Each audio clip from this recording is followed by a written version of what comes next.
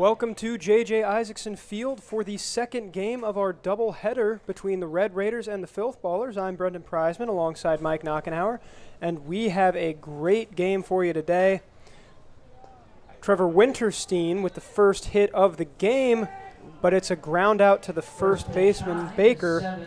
Nice play by Baker to knock that down. Need to knock it down and get over there quickly because the leadoff guy was very quick to get to first. Winterstein did a good job there trying to leg it out. We saw him steal a couple of bases in the opening game of the doubleheader. He was named player of the game in a 12-2 victory for the Filth Ballers that was not very close. Now batting, the shortstop, number 28, Jackson Horn. First pitch to Horn is outside for ball one. Starting pitcher today is Tanner Versalino for the Red Raiders, as that one is cranked well foul. And Versalino has had a pretty solid season for himself so far. 5 innings pitched, 7 hits, 6 earned runs, struck out 8, but he has walked 7, and we've seen control be an issue with a lot of pitchers for the Red Raiders, Mike. Yeah, it looks like as we have a ball situation. Well, I don't know. The pitch was fouled off into foul territory, but yeah, it does look like we have run out of baseballs for the time being, so the Filth Ballers will provide more as the home team for this game. They were the away team, I believe, they were the home team for game one. They were the home team for the first one. They were the away 12-2 in 5 innings. Yes, mercy rule for the Red Raiders, and mercy is probably what they needed after that game. Just a lot of walks for the Filth Ballers. This one popped into center. Making the play and falling down is Noah Triggs, who actually pitched a little bit last game for the Red Raiders. That was a nice play. I'm not sure what he stumbled on. Maybe just tripped, but he was able to come up and make the play for the second out. So now 2 are down as Hunter Babe comes up for the Filth Ballers. He did not play in the opener, but he's got 11 hits on the year, 8 RBIs, hitting .379. Certainly another great power hitter in a lineup already filled with them. Oh, yeah. It looks like on that last one that he underplayed it and then had to make up some ground as the ball came crashing towards the ground, and so did he, as he had to have tripped on something, and it looks like he's actually going to get taken out here. And yes, it is. That is number 24 coming in for the Red Raiders. That is Aiden Augusta, who played a lot last game. So he's out of Millard North. He goes to Morningside. So Triggs already out. That could be a pretty big loss. He's got a .077 batting average with a .294 on base percentage. Only 26 at-bats on the year. First pitch to Babe is a strike outside. Pitch number 2 is also outside.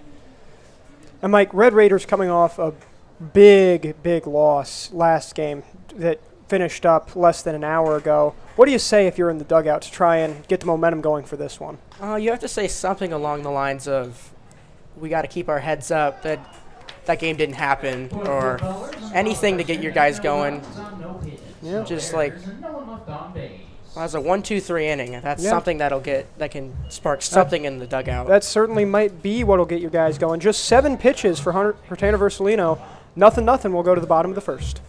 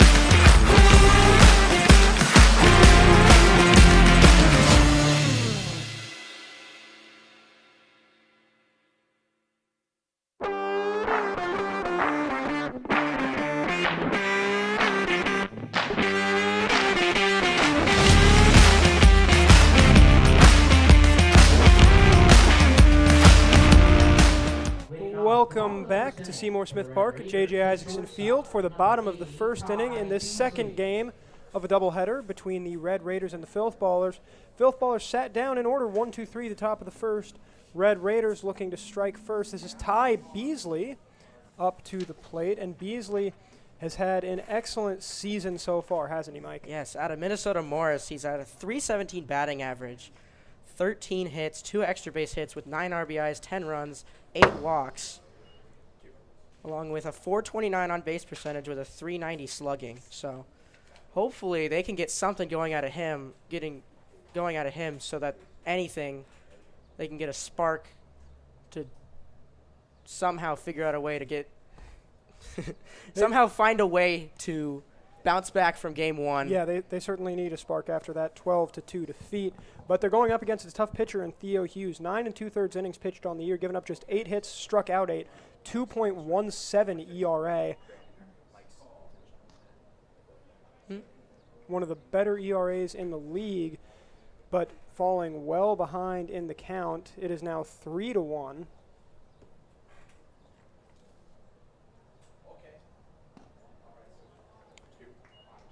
And Beasley is going to take his base. That is the 9th walk of the year for Ty Beasley. And much like in the opening game, it is the Red Raiders who get someone on base first. Next up is Errol Wallen. He had a single in the first inning of last game, hit it to left, was responsible for moving Gabe Retitic around for the lone run in the first inning for the Red Raiders. We'll see if he can do something similar today. It's interesting. He only has 8 at-bats on the year, but he still has 4 hits already. So that brings his batting average to a .500. Very respectable average. Yeah, he came into the league a little later than a lot of the other guys, but since being plugged into the lineup, as you said, Mike, he's certainly been very good hitting the ball. It looks like he's been efficient as of early, which is something these Red Raiders need, as they've been struggling heavily this year so far. That one bounced off the dirt. Chance for a double play. It's close, and it is a double play. Some disbelief from Ty Beasley, but a 6-4-3 double play. It was Horn to Bonner to Babe, and that was a very nice defensive play. Yeah, even though the shortstop stayed back on it a little bit, he knew in his mind that he had enough time to set himself, to give himself a second just to turn the play over to second and over to first for the double play. Gabe Retitic now up, hitting .296 on the year. As I said, walked in the first game, ended up scoring a run off of that walk. First pitch goes by for strike 1 from Theo Hughes. 0-1 delivery. Bounces way back in the dirt, comes back to hit the chain link fence, and 1-1. And that's something that you don't see often from Hughes. He's walked just 2 guys all year. Normally a guy who's very good at keeping things controlled.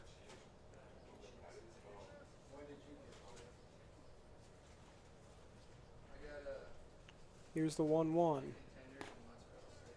And it's high. 2-1 count now.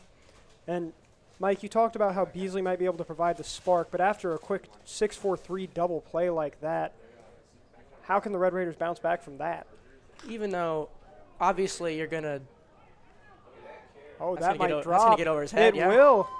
The right fielder, it was Levy, must have misplayed it or something, maybe lost it in the setting sun. And that is going to be a double for Gabe Retitic. So maybe there's the spark you need, a double into right field. Yeah, even after that double play, you move a guy into scoring position, and a good hit, a well-hit ball into the outfield could score him from second. And as they did score early, they did score first in the first game, in the top of the first, and then held the Filth Ballers scoreless in the first. So it was 1-0 after the first. So if they can get something going early, but hold on to it with strong pitching and good fielding, they got to at least give themselves a shot defensively to put themselves in a situation where they can at least give the Filth Ballers a run for their money.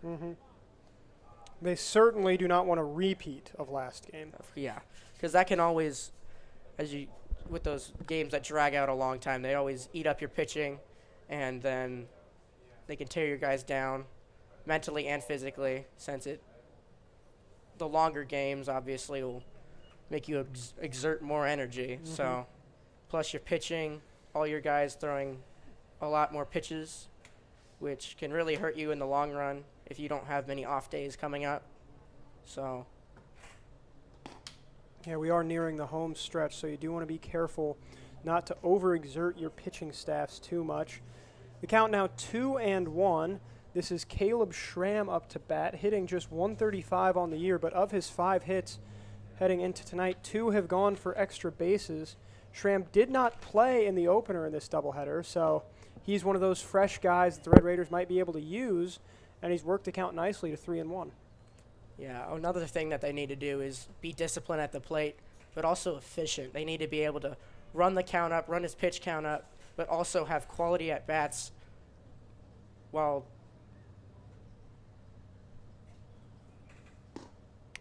and that one maybe not quite as quality as Schramm was hoping for. Cuts on it high for strike 2. as I was saying, you need to have quality at bats while also being efficient, which can And jacking up the pitch count. exactly, yeah, which can run deep into the Filth Ballers pitching staff, which can also help you. 3-2.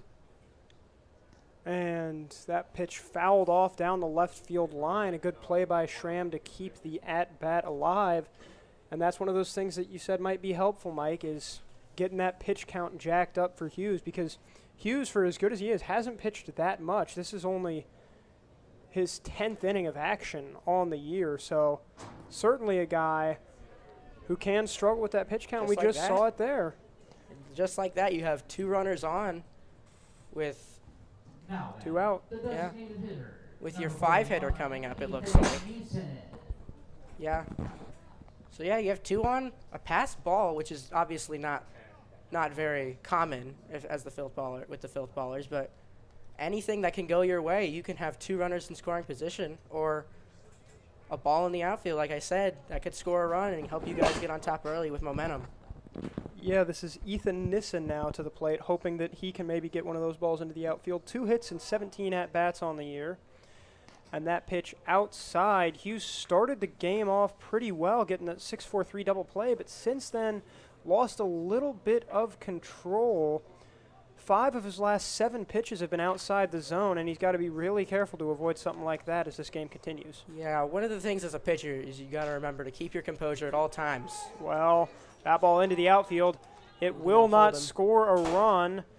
That's Bertidik being held at third, but the bases all juiced up, and coming up is Mitchell Baker, the first baseman. He's got 2 RBIs on the year, hitting 220 at-bats, but this could really break things open early. We saw the Filth Ballers do that very successfully in the first game, is break the game open early. Baker now with the bases all loaded up for him, hoping he can do the same thing. Yeah, another thing you want to do is keep the pressure on early. Is if you get in a situation like this, is you don't want. That one fair. Whoa, okay. And a nice play by the third. Oh, they're gonna call it foul. They will say it went foul because remember it has to get Yeah, it has to past go the over base. yeah, it has to go over the base to be fair. So if it. And they're saying it didn't. So Baker nearly ended the inning there, but he gets to stay alive, just down 0-1. Yeah, and if you're the Red Raiders here, you gotta capitalize on these situations. If you just thought you grounded out, but it's a foul ball, you gotta come back. Oh, And that's one way to get on top early. I suppose it is a hit by pitch by Baker, and he's going to get an RBI for his trouble as well. Might make the bruise a little more worth it as Bertidik walks around to score. Bases still loaded, and Theo Hughes in some trouble. This is the catcher now up, Ryan Vermeer, hitting 167 on the year. And if he can get hit by a pitch, or maybe, like you said earlier, get a ball into the outfield, this game could really be broken open as the Red Raiders take a 1-0 lead. That one cranked, but foul. So a 1-0 count. One of the things my coaches have always told me is, and I'm sure plenty of coaches have said, is just put the ball in play and good things will happen. If you force the other team to make plays, a lot of times that's when mistakes are going to be made. Yeah. You want to force the other team to get you out. You don't want to make it any easier on them. Exactly. 1-1 now for Vermeer. Hughes still having a little bit of trouble finding that zone. Bases loaded up behind him. And that one also swung on late, cranked foul by Vermeer. Now a 1-2. And if Hughes is able to get out of this jam, this would be a huge missed opportunity for the Red Raiders. Yeah, it would be. But also, it's at the same time, you are leading and at the end of the first. Plus, you've already forced Hughes. As we saw last game, leading at the end of the first doesn't mean anything, especially when you're going up against a team as talented as the Filth Ballers. Well, exactly. But on the bright side, you can also look at this as you've already forced Hughes to throw 26 pitches in the first 2 outs.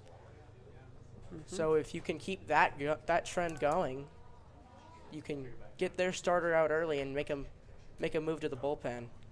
Count now 2-2 for Vermeer, the catcher. He is hitting 7th in this Red Raiders lineup and trying to extend their 1-0 lead. 2-2. And make it 3-2. Both the bases and the count are as full as a table on Thanksgiving dinner. This is a big opportunity for Ryan Vermeer. Already the 6th pitch of this at-bat. And they're already 7 deep into their lineup. Here's the pitch. And it's outside. So 2 bases loaded walks in a row given up by Theo Hughes, and that is Caleb Schramm coming around to score. Nissen to third, Baker to second, Vermeer to first. And now a guy who we saw pitch last game, Noah Triggs, Triggs was injured in the first, so it's Aiden Augusta up to the plate right now for the Red Raiders. They got TJ Swaney on it first to courtesy run, it looks like. And already a mound conference you could see there. Yeah, what he's telling him there is between, it looks like that was Anthony Pohl and Hughes. Yeah, what he's telling him there is to just calm down. Your offense has your back. This is early in the game. Just keep your composure and let's get out of this. And another one way outside. Holy cow. Hughes has just completely lost it. As the count moves to 1-0. This is now the 8-hitter for the Red Raiders in Augusta, who played a little in the first game as well. That one, though, cut on and missed. One of Hughes' better pitches of the inning. Yeah, as long as Hughes can get a hold of his fastball and use his breaking pitches correctly whenever he needs to, I think he can easily get out of this and then keep it going. Because he just has to find his groove and then keep riding on it. And he may have here with 2 straight strikes. That one at the knees of Augusta. It's now 1-2. Sorry. You're fine. Another chance to get out of the inning. Because you got to remember, it was when the 3-hitter came up, they were coming off of a double play. So he already had 2 out at the 3-hitter. So he's just got to get back to whatever he was doing. That ball low and in the dirt. Count 2-2, 2 outs, bases as juiced as 2002 Barry Bonds. He was still good before the... I know he was, but he still took steroids. 2-2, 2 out. And that's a strikeout looking. A great way to end the inning for Theo Hughes. But behind a double, a single, and 3 walks, the Red Raiders push 2 across. It's Red Raiders 2, Filth Ballers nothing at the end of 1. We'll be back after this.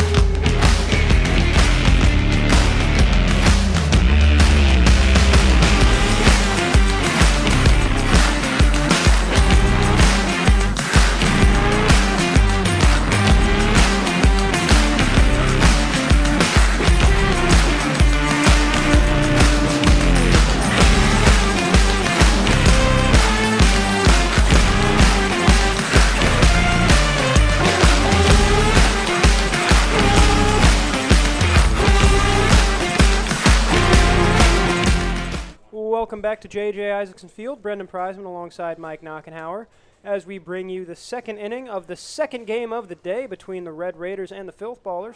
Red Raiders leading 2-0.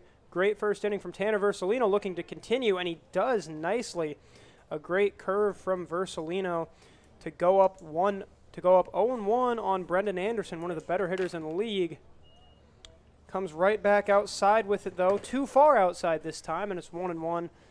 And Mike, Versalino really had a solid first inning. Yeah, if you're Versalino, you want to keep it going while also staying calm and not overthinking things. That's my thing, is where I overthink everything, and then I get in my head, and everything just falls apart. So far, things staying together pretty well for Versalino. And we've got, I believe, a 2-2 count right now. Yep. Count is 2-2 to Anderson. And Versalino mowed through the top three in the Filth Ballers order in just 7 pitches. That is really impressive. That is something that we hardly ever see any pitcher do. Now, though, he's going up against a much tougher task. Best hitter in the league, Brendan Anderson. Count full right now. It's going to be tricky to see what he does here. And he falls down on the mound.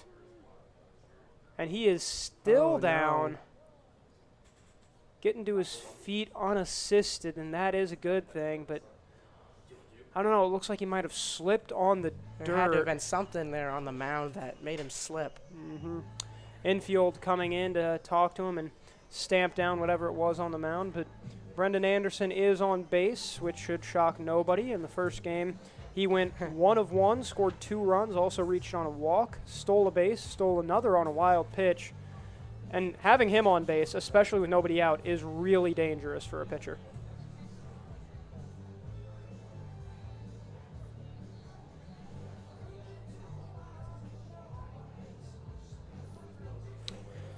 Glad to see he's okay. I don't believe that counts as a mound visit because obviously it was for an injury. Yes. I'm not sure if it would. I'm not as well versed in baseball as other people are. So now it is Isaac Bonner, the second baseman, up to bat for the first time today.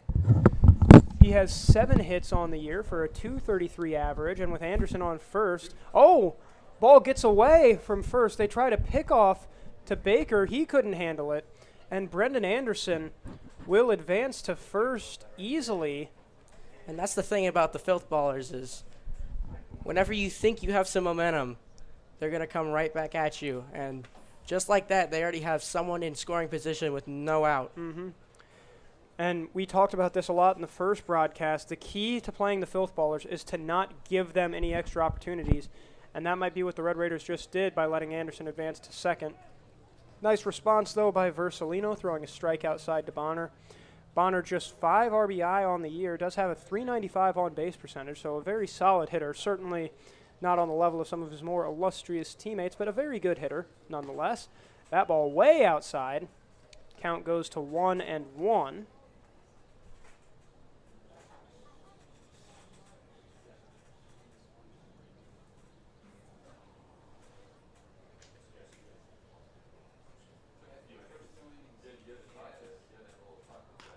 And that ball given a ride into shallow center, but play made. That was Aiden Augusta. And yeah, it is, because not only do you get the out, but Anderson has to stay at second. So now Nolan Christensen up to the plate, and he's been really good. 11 hits this year, 12 RBIs, 12 runs, 10 walks, .234 batting average. The one problem, the strikeouts. Heading into today, 18 strikeouts. By far most on the team leader. Yeah, and he played very well in the first game, walked and ended up scoring a run. That one, though, in there for strike 1, and that is exactly what you want if you're Versalino, is to get ahead on the count in a guy like Nolan Christensen, who strikes out quite a bit. Yeah, if you can pounce early on these guys, you can always... That ball, though, pouncing over the catcher and back to the chain link. Anderson going to advance to third. And like we said, you can't keep giving the Filth Ballers these kinds of opportunities. You absolutely cannot. Just like that, you still have the tying run at the plate, and a guy on third with 1 out. Filth Ballers can easily make this a 1-run game. That one into shallow right. A nice diving play, catch. but the run will score nonetheless. So it's going to be a sacrifice fly for Nolan Christensen into right. And Brendan Anderson will come around to score. But I feel like as Versalino, you'll take that because Brendan Anderson is one of the guys that you know is at some point going to get on base, one way or another. And it's still only 1 run. Yeah, and you're still leading. You're trading an out for a run, which can be huge in these early innings. So now up to bat is number 22, Jason Carrig. 23 at-bats on the year, 6 hits, hitting .261. Has 4 runs, 4 walks on the year as well, so a very patient hitter, and he lets that one go by him for ball 1. Anderson has scored 3 runs in the 2 games today for the doubleheader so far. That puts his season total at 19, which is very close to the Corn Belt League lead. Count now 2-0 and make it 3-0. I don't know if the run got to Versalino or what, but 3 straight pitches well outside the zone to Carrig. That is not something you want to give the Filth Ballers. They love to capitalize on these opportunities that you give them. If you give them a 3-0 count, they're going to figure out a way to make you pay for it. Carrig going to sit back and wait on that one. That'll move the count to 3-1. But the onus right now is all on Versalino because Carrig knows he's got to have to throw it in the zone or he's going to get on base. It is in the zone, and that one popped up high near left center, and a nice play. The outfield for the Red Raiders has been exemplary so far today, and they're able to get Carrig out on the fly out to left. So the Filth Ballers push 1 across, but that is it. It's 2-1 Red Raiders as we go to the bottom of the second.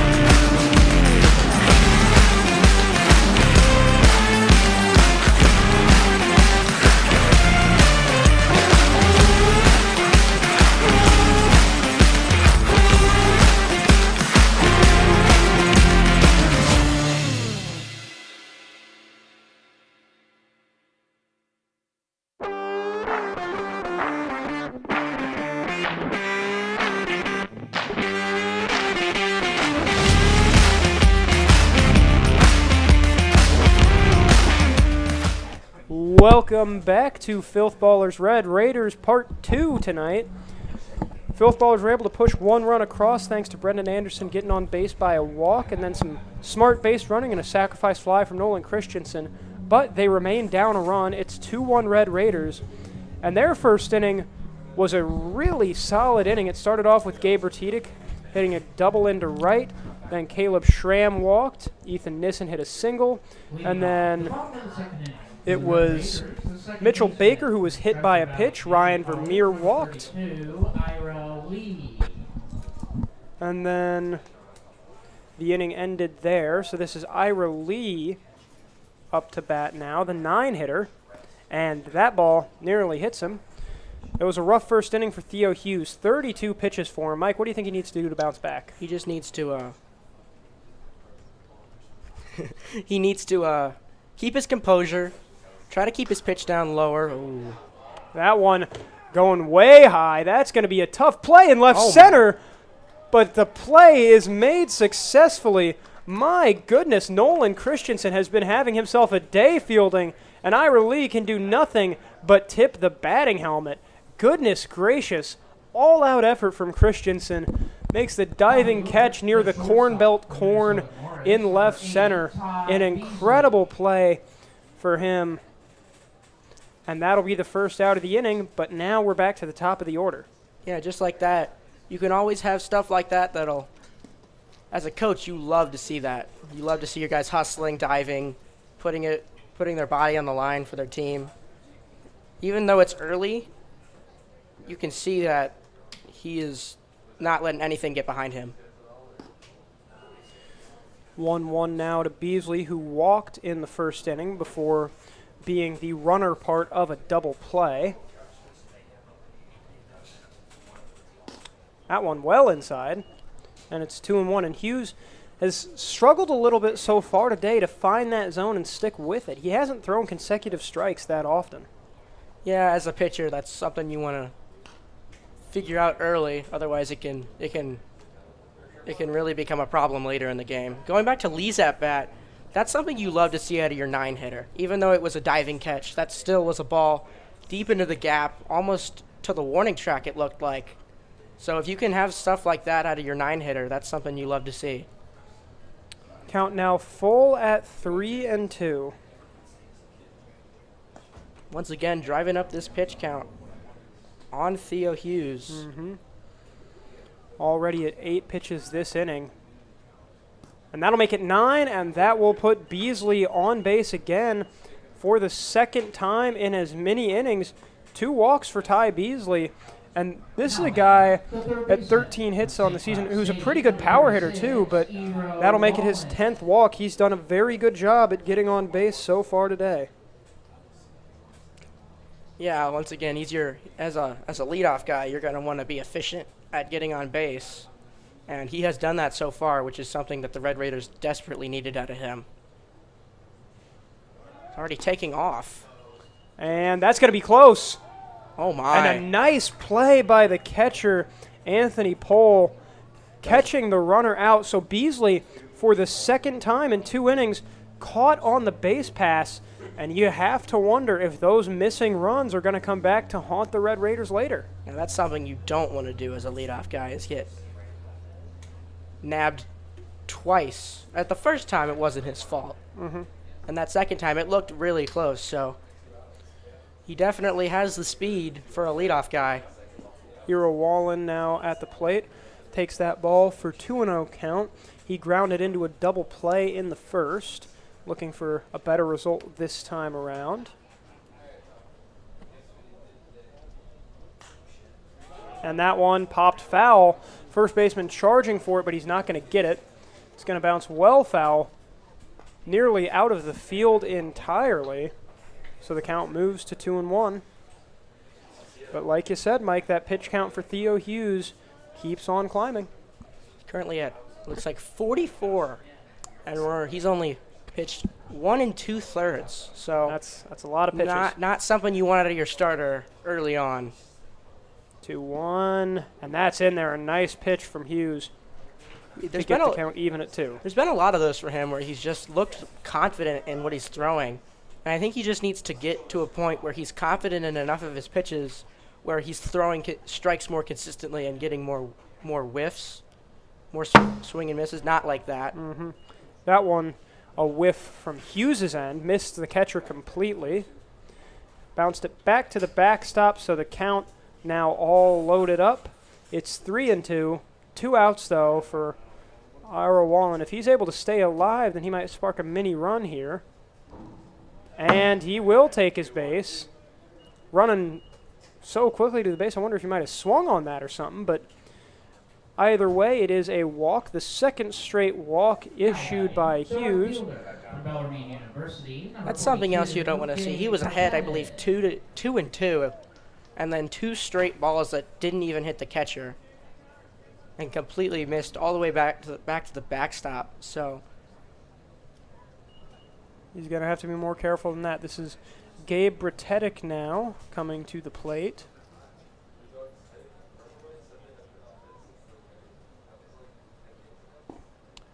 That one in there for strike one. Bretetic doubled and scored a run in the first. In game one, he also scored a run. Well, Aiden Augusta did pinch running for him, but he got on base with a walk in the first and was responsible for the first run of the day for the Red Raiders, much as he was here in this second game. Once again, he looks 0-1, and that's laced into left.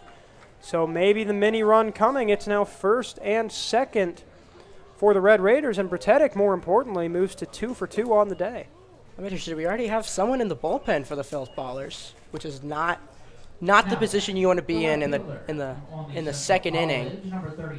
Already 3 hits given up for Hughes. It's a good idea, though. It is a good idea. Hughes probably couldn't survive much longer past this inning anyway, especially with how high his pitch count's getting. Obviously, I'm just saying that you don't want to have to go to your bullpen this early. You don't enjoy doing this, no. Exactly. This is Caleb Schramm. He walked last inning, scored a run. That was his 8th walk of the year and his 5th run. So he's been one of the more consistent sources of offensive output for these Red Raiders. Hughes eyeing Wallen at second. That one swung on and missed, went off the catcher somehow. Couldn't tell if it was fouled off or not. Either way, the count moves to 0-1. Even though he has a batting average of 135, he still has 8 RBIs, which shows that he can, and seven walks, which shows he can make a pitcher work while also, still bringing his guys in, even though they're not always gonna end up with him on base. And oh, that one looks like it got him in the shoulder. Yep. So another hit by pitch. That's the second of the day for Hughes, after we saw none at all in the opener. This time it's Schramm, the unlucky recipient. But the bases are filled. That's two innings in a row now where he got the first 2 outs pretty easily, but then the bases were loaded once it got to 2 outs. And Nissen, remember his last time up, Ethan Nissen hit a single. That could be devastating to the Filth Ballers' hopes of winning this game and sweeping the doubleheader, as that goes by for ball 1. So Nissen singled, made it to third in the first, played a little bit in the opener in relief, ended up hitting a triple, And if he can get something like that going again, could break this game wide open here in the bottom of the second. I've always wondered what exactly constitutes blowing a game open. Like, is there a certain... I'd say 4 or 5 runs. The game's pretty open. That one, a ball well in the dirt. You mean like leading by that many? Yes, leading by that many. Count moves to 2-1. Bases fuller than an ice cream shop in mid-July. I feel like those would be empty because... You don't like eating ice cream or something? No, I feel like they'd be empty because there would be so many people who would want ice cream, so it would be empty by the end of the day since so many people would buy ice cream since it was hot. Especially Nebraska heat, which we know can be very humid and thus... Not too bad today, though. No, Pretty it's nice not bad at all today. But that sun looks like it is... Oh. Doesn't look like it's affecting him too much on that one. Didn't affect Hughes. That pitch filthier than dog excrement, and he gets the strikeout. What a way to end the inning by Theo Hughes. Loading the bases, but getting a strikeout, so no more runs pushed across. And at the end of 2 innings, it is Filth Ballers 1, Red Raiders 2.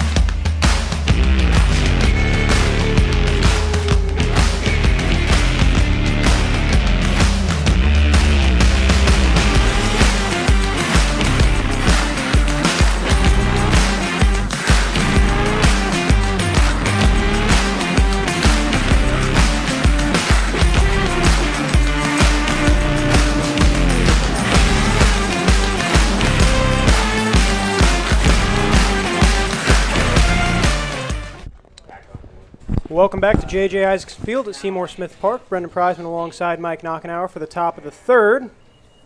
That pitch by Tanner Versolino sails out of the zone for ball one. Versolino done a pretty solid job so far limiting the damage.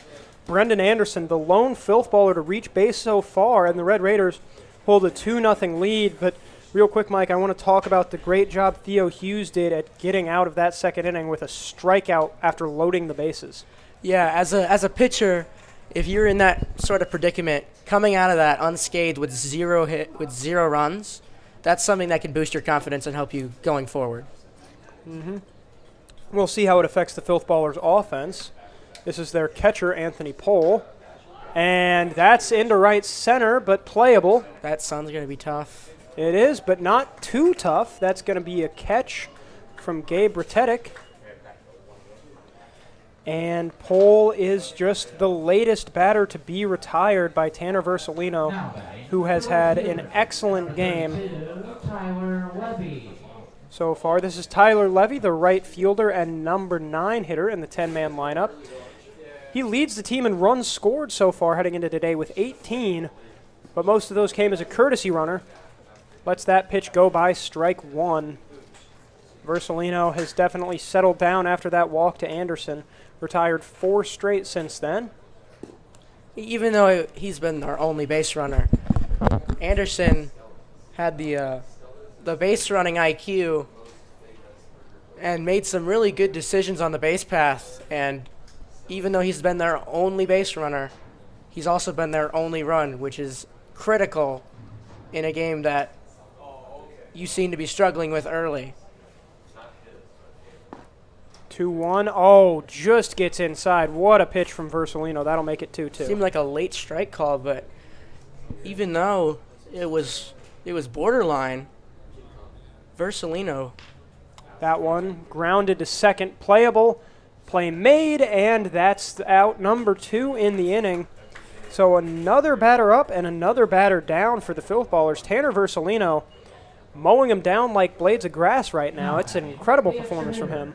Absolutely. I love how he's been able to control his pitches, stay composed, and just make some of these Filth Ballers hitters look silly.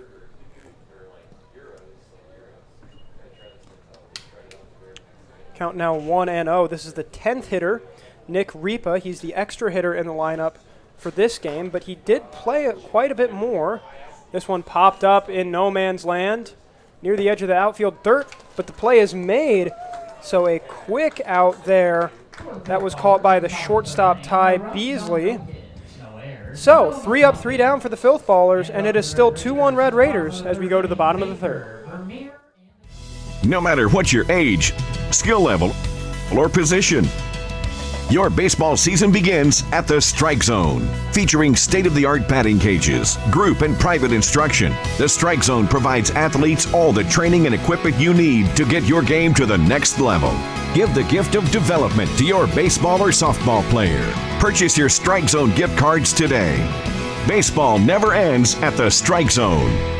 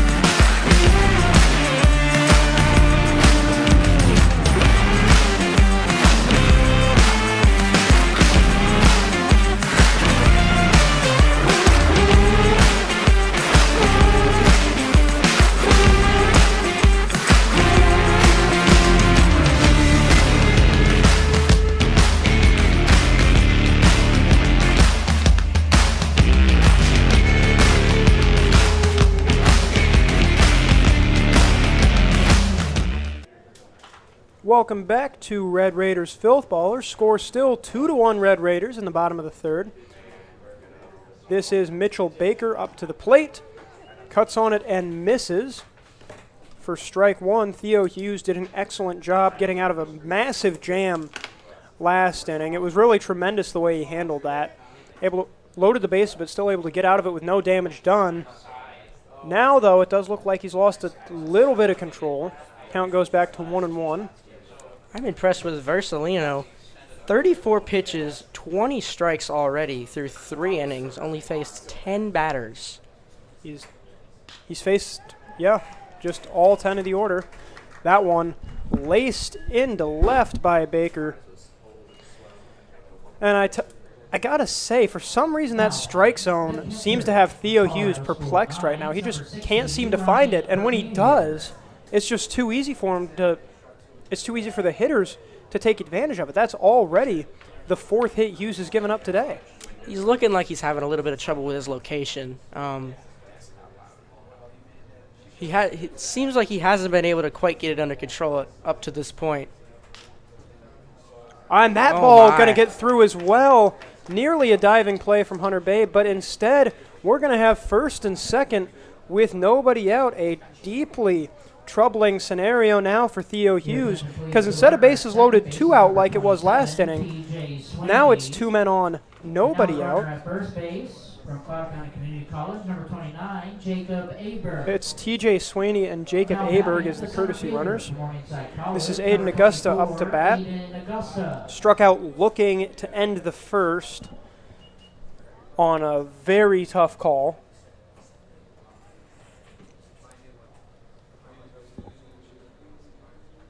Here's the delivery, and he backs off on the bunt, but that was a very nice pitch from Hughes for strike one. As a pitcher, something else that that can throw you off is showing bunt. That can really screw with the pitcher's head right before or while you're in your windup. That can always screw with whatever you got going on in your head. That one fouled off, so now 0-2, and once again a bounce back coming from Hughes, able to at least make it difficult. I believe this is the first 0-2 count I've seen in a while. So yeah, certainly for Hughes. Yeah, if Theo Hughes can do something with this and get a critical first out or even 2, that would be huge for his confidence boost. Here's the 0-2. Hughes waiting a while, finally gets a sign he likes. And that one laced into left center. Coming around is Baker, but he will hold at third. And a close play at second on the pickback. But weird. The umpire didn't really make a call at all. He just kind of stood there. Guess he must be safe. So now the number 9 guy, Ira Lee, who flew out to center, excuse me. He did fly out to 8, correct. Flew out to center field, which is marked as 8 on scorecards. He's up again. Still nobody out. Bases juiced. Oh, my goodness. That might score 2. It's going to score 1 for sure. That is Baker coming across to make this game 3-1. And if you're Johnson Hobbs, second and third. If you're Coach Hobbs, what are you thinking right now?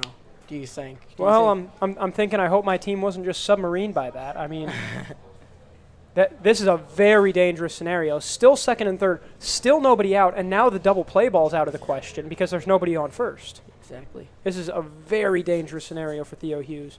And that guy warming up in the bullpen better get ready soon. That one cranked well foul. Please turn off foul balls to the first or third base dugout.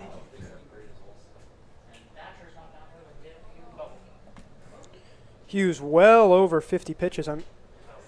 Might be nearing 64. 64. Just a rough outing so far for him. Still only 4 runs across, but more likely to come. Lifted into right. It's caught, but the tags are coming. A nice throw, but to nobody. Nobody's covering home. It's going to be close at the plate. but they've got him. So that'll be 2 outs. Augusta saying he probably should have stayed at third. Either way, though, another run scores. That's Vermeer coming across. So Lee does get an RBI for that. The shortstop from Minnesota, Morris, number I've been 8, impressed with the Beasley. 9-hitter Lee so far, as he's just been able to put the bat on the ball. And as we've said, if you make contact, you're forcing the defense to make mistakes, as they did there. They quickly recovered, but it still brought across a run as a sac fly. 308 hitting. If you're hitting 308 and if you're the 9-hole, that's not too bad. I agree. I'd say that's exactly what you want. Your 9-hole hitter is a guy who can consistently get on base. Here's the 0-1 to Beasley, up for the 3rd time. He's walked twice. That's a 1-1.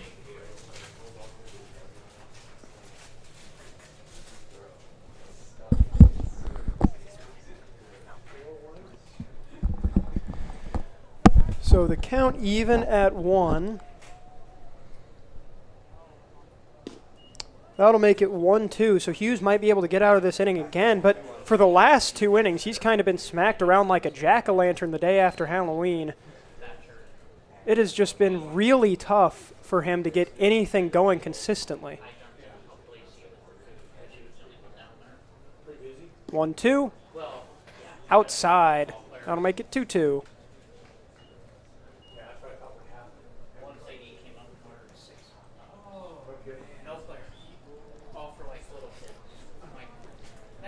So 2-2 is the count. You got to to tie Beasley. You got to capitalize on this situation if you're Theo Hughes. Yeah, you got to get out of here now. But instead, he will throw it into the dirt. And once again, Ty Beasley is 1 pitch away from walking, which he's already done twice this evening. I usually would like that pitch on a 2-2 because it, as you saw, it did. Madison thought about swinging at that, but if you're in Hughes' situation and you're having trouble with your control, I don't know how much you want to give up a pitch like that. That one, a dropped strike 3. This is going to be a close play. Oh, my goodness. Just in time. A nice play from Anthony Pohl. So Beasley strikes out, and that will end the 3rd inning. Red Raiders push 2 more across. It's 4-1 their lead over the Filth Ballers as we head to the top of the 4th.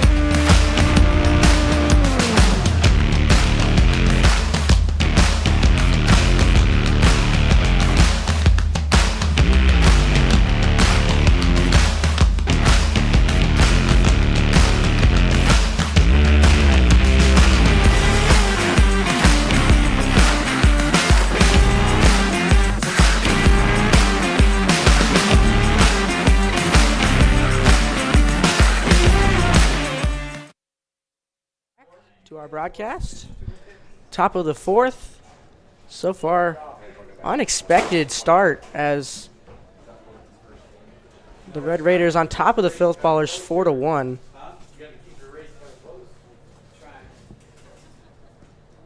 Swings over that one, 1-1.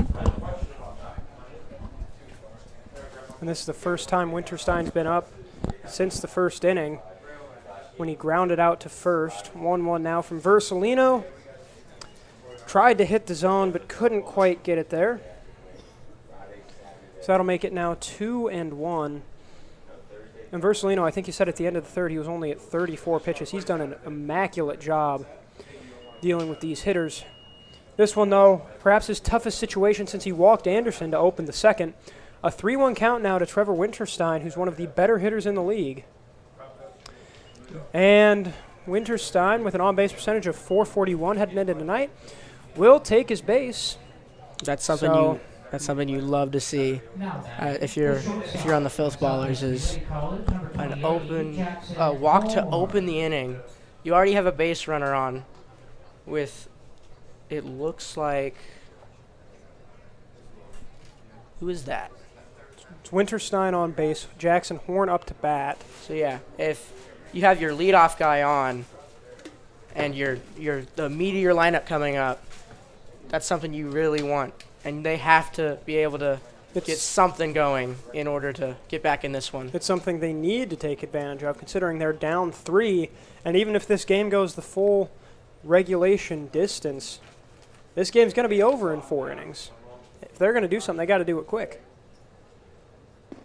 Pitch inside, a great pitch there by Tanner Versalino. He has continued to do a very good job. Winterstein, just the second base runner he's allowed in these 4 innings.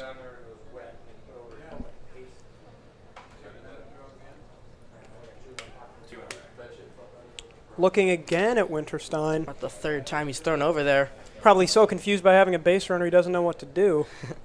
Or he just wants to let him know that he's got him in the back of his mind and shouldn't get too comfortable with how big of a lead he's getting over there. Well, that lead, he nearly went. But a strike from Versalino, not concerned about the base runner at that point, just concerned about getting the strike. It's now 0-2. If you're Versalino, this is a great way to respond to a walk. 0-2 already. Now you have 3 pitches to work with in order to find a way to retire Horn.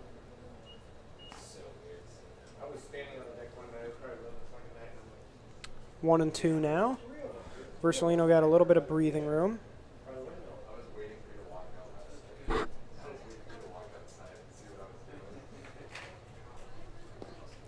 And that'll make it 2-2, so the count back to even. And this is going to be close. 2-2, nobody out. Winterstein on first. And again, back to first. Looks like Winterstein's lead gets shorter and shorter every time it gets thrown over there. No, I take that back. 2-2, runner goes, lifted into left, and a night. Oh, he dropped it. Oh. And that could be a game changer for the Filth Ballers. Horn laced it into left. Schramm had a play on it, but could not come down with it. That's an E7, and Winterstein advances to second. Still nobody out. And now it's Hunter Babe, who's got 8 RBIs on the year, up to the plate. The tying run in the batter's box. That's absolutely killer if you're Caleb Schramm. You almost had that ball with an opportunity to maybe double him up at first, which was unlikely. But instead of 1 on and 1 out, you now have 2 on with no out. And that's why you got to focus on the catch. Exactly. One thing at a time. Exactly, and especially against this Filth Ballers team, which will make you regret any mistakes you make. And now the tying run at the plate. That one, a ball, it looks like. Oh, my goodness. Oh, what's going on? There's a man down. Oh, I don't know if no. that throw hit him. I didn't see what happened. I think he might have gotten a knee somewhere on the way back when Winterstein was trying to dive back to second.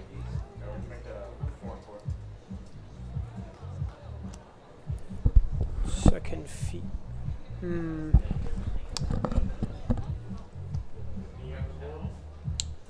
Either way, it's now second and third.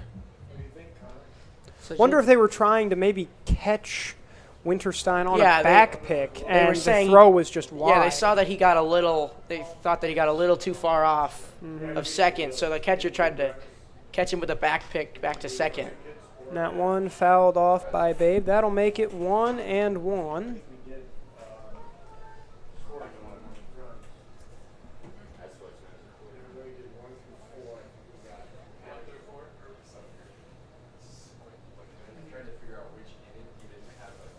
Men on second and third for Babe. Chance to maybe get back into this game for the Filth Ballers. That one through the catcher's legs. Looks like he did go on that one. Yeah, he definitely swung, and even if he didn't, that ball looked like a pretty good pitch either way. So Versalino now dealing with a jam for the first time, and we'll see if he's able to handle it as well as Hughes handled that jam at the end of the second. Count 1 and 2. A strikeout here would be huge.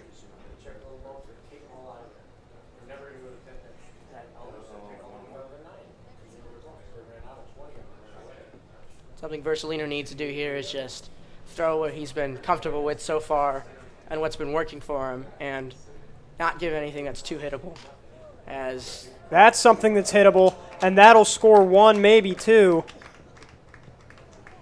That is Winterstein coming around to score, so Babe hit it into left center, and all of a sudden, it's 4-2 with runners on the corners. oh, and look who's coming up.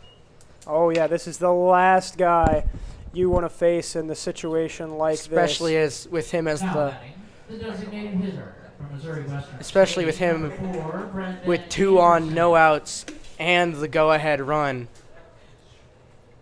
About the last person you want in this situation. Tying run on first, and we are going to get a pinch runner. This is Chase DeLoach. We saw him pinch run a little bit in the opener of this doubleheader. He ended up scoring a run. As we saw in the first game, he does have a lot of speed, so anything that could be extra base hit, an extra base hit for Anderson could result in him scoring, especially if he takes off stealing. And Anderson is the guy you want in an extra base needed situation. That ball below his knees for a ball. If you're the Red Raiders, you got to assume that anything that gets into a gap is going to score 2. At this point, you'd be satisfied if you just gave up 1 run the rest of Exactly. this inning. Because you know the guy of on course you third is would. probably coming Yes, home. of course you would. So the goal at this point is limiting the damage.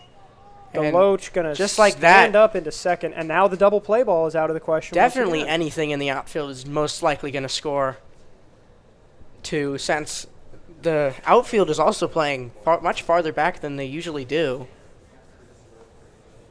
with Brendan Anderson being one of the best, if not the best hitter in the Corn Belt League. That ball cranked. Foul. Ooh.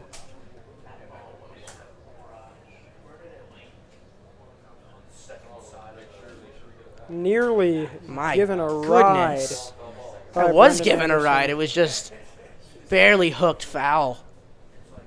That one was. So the count now 2-1. That'll make it 2-2. So Versalino giving himself a bit of breathing room right now. If you're ahead of the count against this guy, you just gotta not get too comfortable, because that's when he'll pounce. And he may have pounced there. That ball gets through, but DeLoach stays at third. Either way, Horn comes across to score. So an RBI single for Brendan Anderson. That still makes it a 1-run game. It's our first plate meeting, our first mound visit. And It's like not anyone active in the bullpen. We just have someone stretching out there, looking like they might start soon, warming up.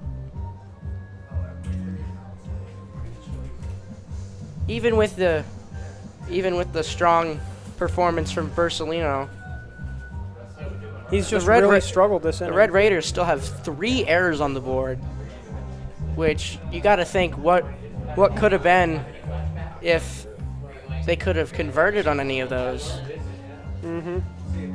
That near double play to open this, where Jackson Horn hit one into the outfield that was almost caught. And in that situation, you can't Yeah, be that- thinking 2. You just got to be thinking, let's get this first one to give my pitcher a little more breathing room. Isaac Bonner. Because Horn just came around to score, so Exactly. Isaac Bonner now up to the plate. He flew out to center his first time up. And he will let that one go by. Ball 1. And obviously, if you're the Filth Ballers, you would you would take it if he flew out to center again, because that brings in if it gets deep enough, it brings in the tying run. Although at this point, this inning has already been such a success for the Filth Ballers that anything Oh, else my goodness. would just be gravy, but this is going to be some gravy. Chase DeLoach comes across to score off of yet another error. You got to remember, we still have for the 0 Red outs. Raiders. And yeah, you're right. Still nobody out. I got to think it's got to be those shoes. There's got to be something in those neon green shoes. For DeLoach, yeah, there might be.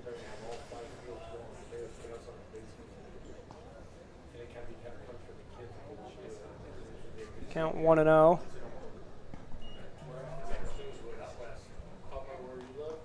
That'll make it 2-0.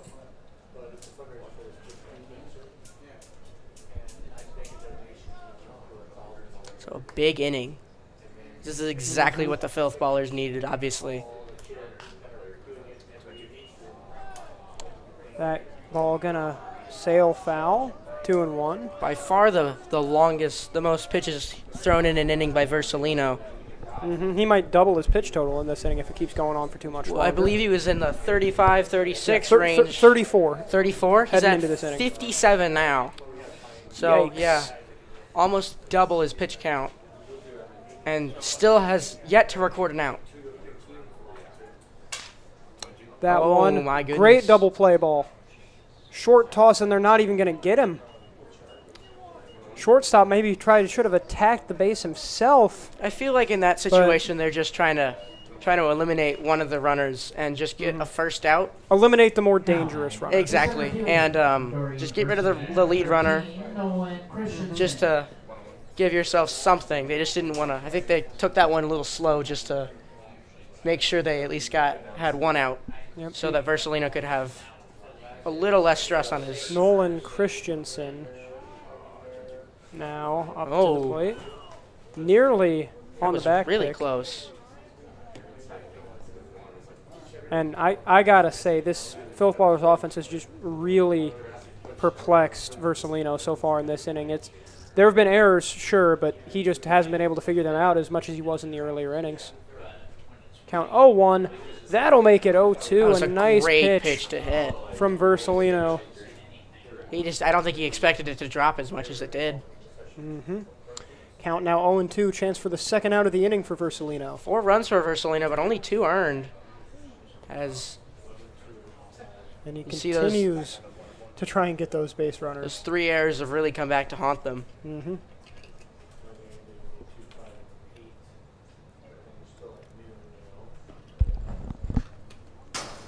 That one fouled back into the chain link.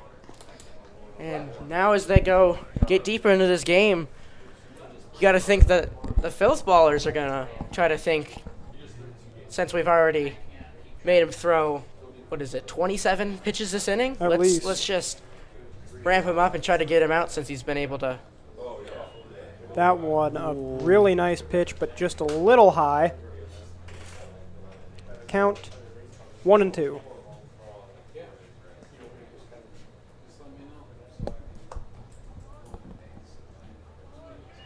Ball in the dirt.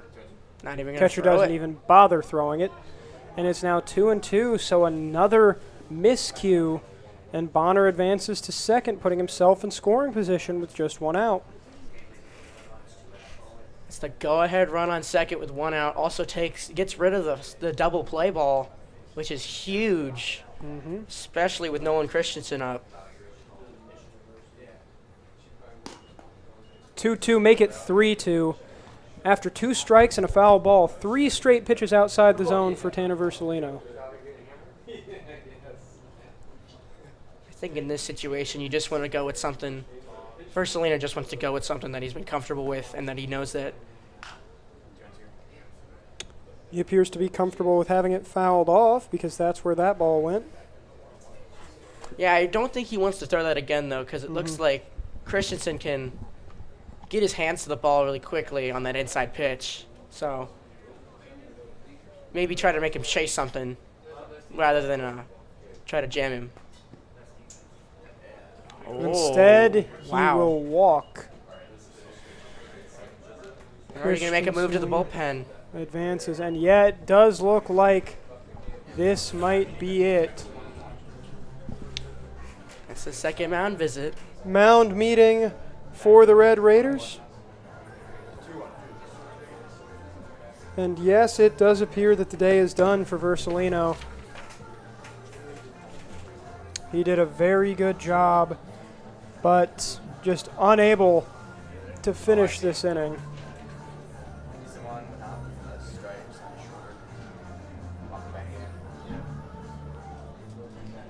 Looks like Tony Donahoe out of UNO. That was a 31 pitch inning.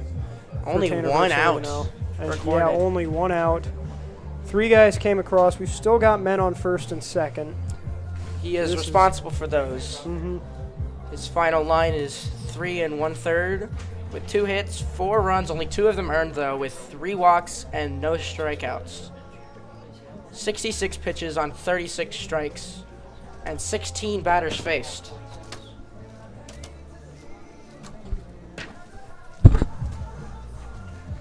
So yeah, Donahoe, 4 innings pitched, 5 hits, 4 runs, 3 earned on the year.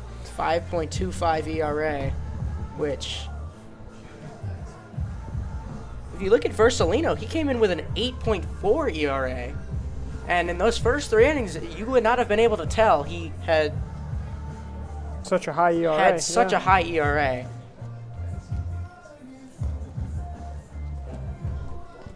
So his day is done, but you got to think, if you're the Red Raiders, that's something really positive to take out of that. If he can consistently throw like he did in those first 3 innings, you're looking at a very strong part of your rotation that can help you win some of these games down the stretch, since you've had such a tough start to your season. We'll be back when the pitching warm-up is done. All knotted up at 4 here at JJ Isaacson Field. We'll be right back.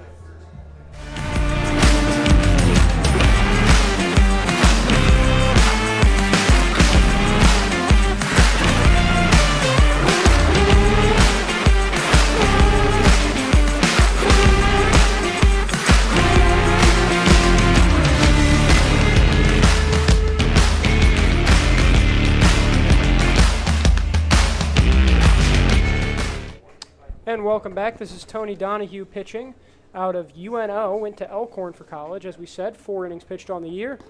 And a double steal coming. They read it well, but not well enough. Ooh. A fantastic slide from Isaac Bonner, and it's now 2nd and 3rd with just 1 out. That's some great base running and a very, very risky call whenever you have 2 base runners with 1 out and it's a tie game, and it ends up paying off, as now you have 2 runners in scoring position, which is huge. Goes to show you the aggressiveness of the Filth Ballers and why they're the most successful team in the league right now. Count 1-1.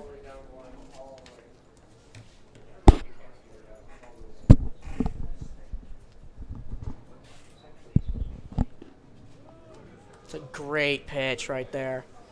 Something Make it he 1-2. And you're right, something that he probably really needed.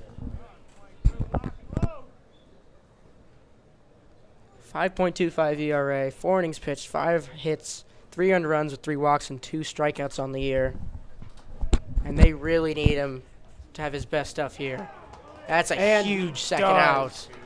Big time strikeout on Jason Carrig, and the reliever comes in and gets out number 2. And now up to bat Anthony Pohl. Jackson College, number 80, Anthony And Pohl has just a 200 batting average on the year, so certainly a guy you'd more likely want to face.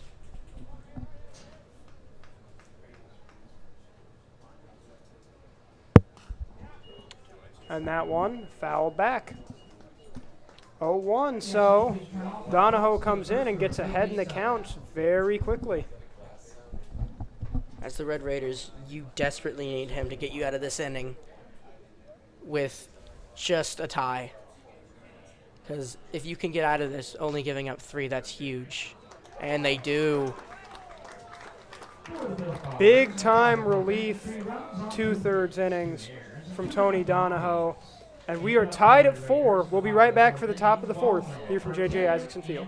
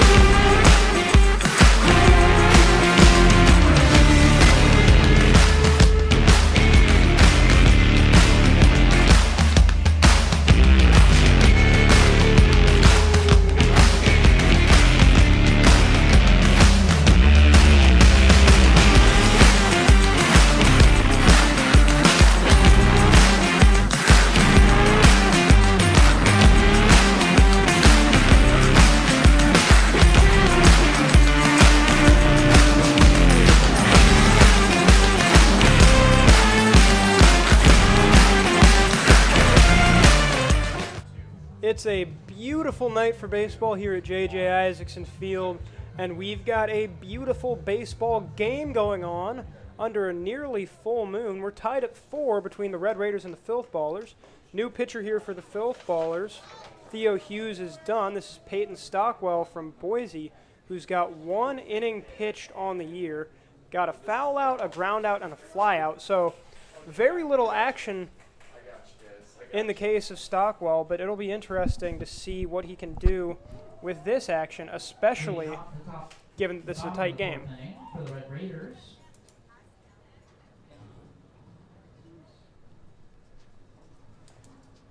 Second pitch of the at-bat, and it's a strike. State, number 36, Eero Wallen.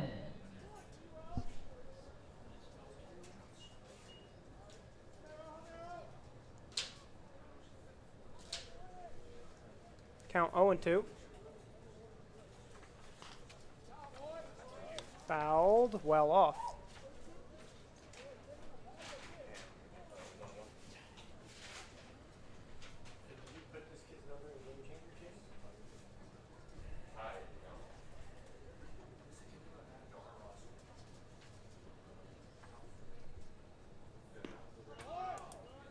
And that one's outside.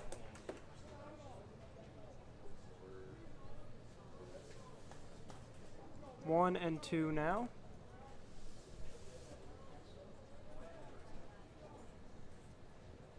And Wallen We gotta convert drops on strike this. 3, but he's out. So for the second straight at bat, we have a dropped third strike that still results in an out.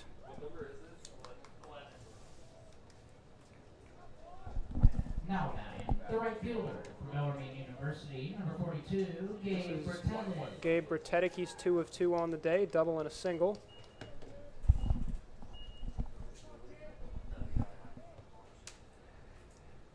Scored 1 run. And we will let that one go by in the dirt for ball 1. I believe he was our impact player of the day. So if you're the Red Raiders, you desperately need something out of him right here if you want to take this lead back from the Filth Ballers. You've already been getting quite a lot, too. As I said, double and a single already this game. That one grounded to second. And that's going to be out number 2. 2 quick outs. Yeah, Stockwell has come in and done a great job. Just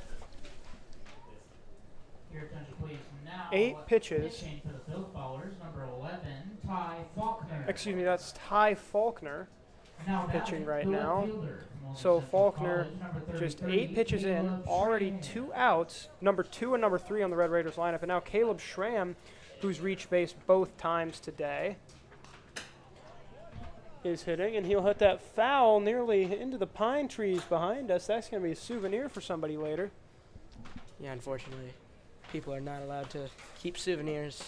Rude.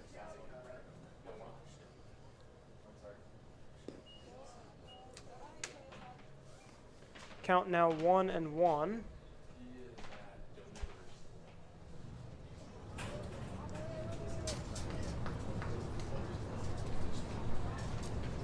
Here's the delivery from Faulkner. And it's in the dirt. 1-2.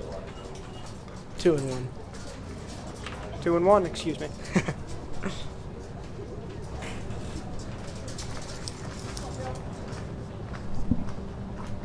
That one well outside. That'll make it 3-1.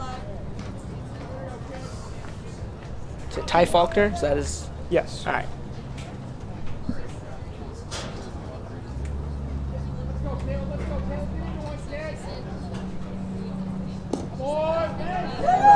And Schramm's going to get on for the third time. And for the third straight time, he hasn't had to lift his bat off his shoulder to do it. 3 straight walks. The designated hitter from Allen County Community College, number 41, Ethan Neeson. Ethan Neeson now up. He's got a single and a strikeout today. This is his first time going up against Ty Faulkner.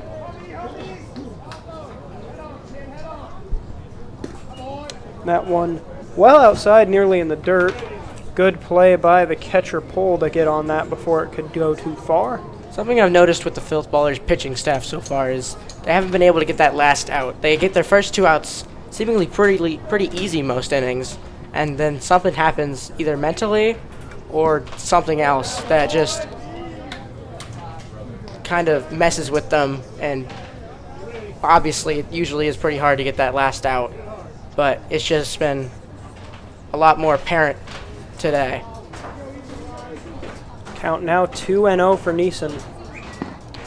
Oh, that one That's curved a inside great at the pitch. last second. A fantastic pitch by Faulkner. Yeah, Faulkner you're not taught to aim, you're taught to control. But if he can keep throwing stuff like that, the Red Raiders are gonna have a tough time getting back in this one, unless he keeps Throwing it outside. throwing it outside the zone. So 3-1 the count now. 2 outs.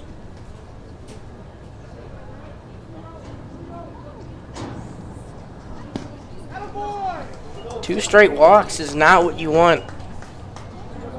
That brings the go-ahead run into scoring position for the Red Raiders. And now you're dealing with Mitchell Baker, too. And Baker has 2 RBIs already on the year. Had a third earlier after being hit by a pitch. Oh, excuse me, this is TJ Swaney hitting now in replacement. He's got 5 RBI on the year.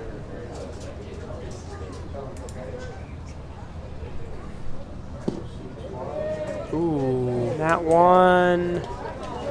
I've never really understood appealing to an umpire that's in the field, because I feel like the home plate umpire would have a better view at that one. Probably.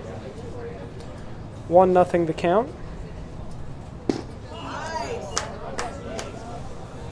That That'll was make it 1-1. looked like more of a weaker swing than.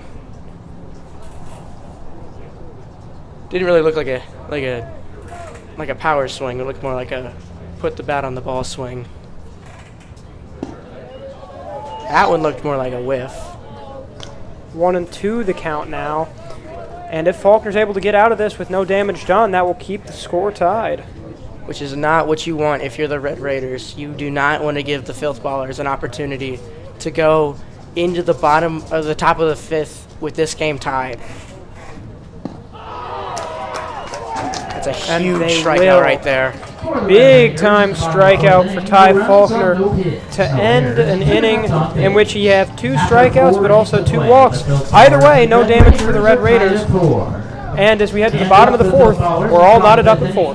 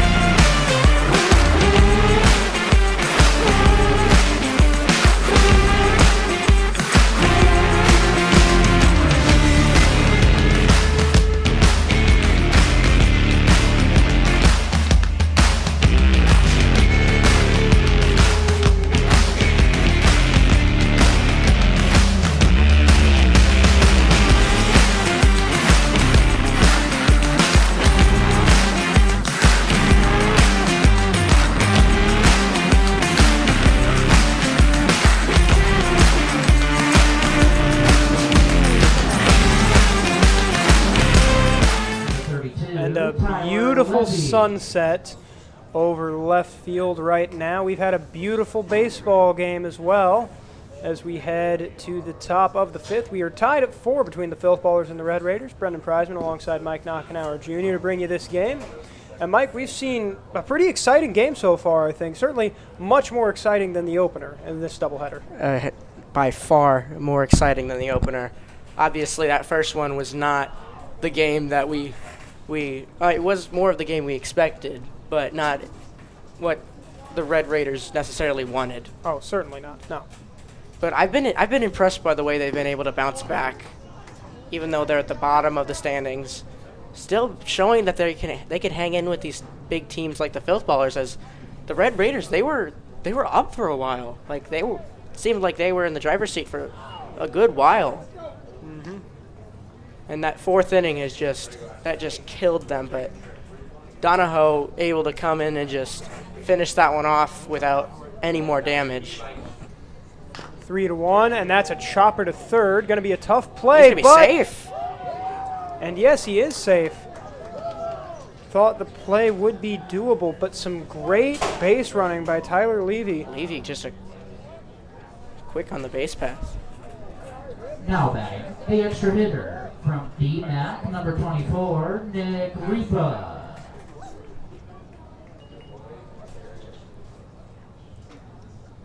Nick Ripa now up to the plate. Popped out to short last time he was up. The Red Raiders have continuously been trying to pick off these Filth Baller base runners. As shown, Levy has got some serious speed. Just getting to first on that infield single, even though it seemed like it was a routine ball to the third baseman. It was a pretty high chopper. Yeah, even though he still easily beat it out. Oh my. That one fouled way back.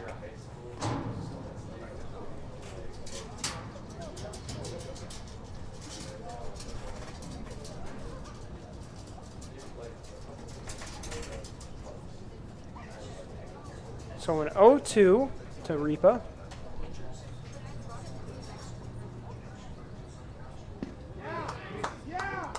And strike 3 looking.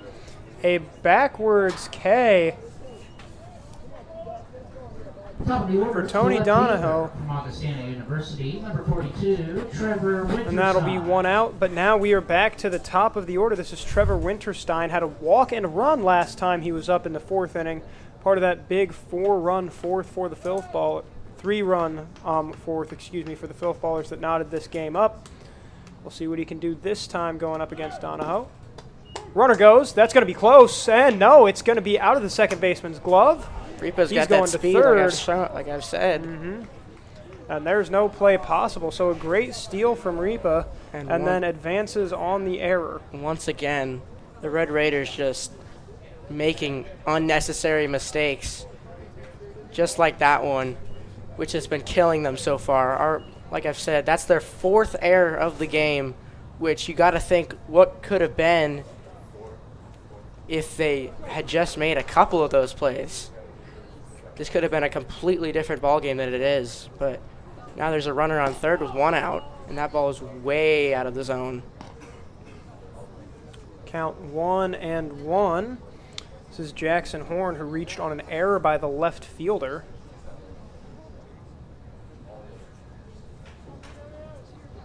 And the fourth, he also came around to score. That one into center. That's close. It will drop. And all of a sudden, just like the that, Filth Ballers lead.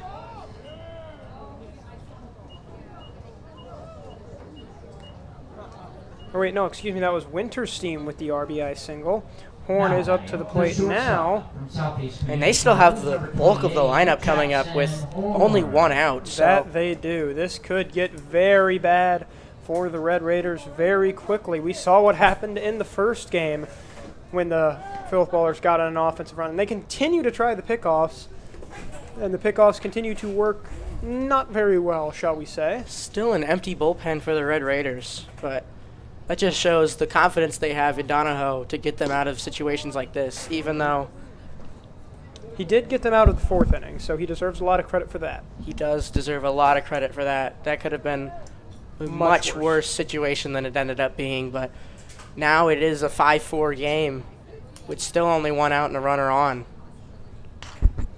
That one fouled off.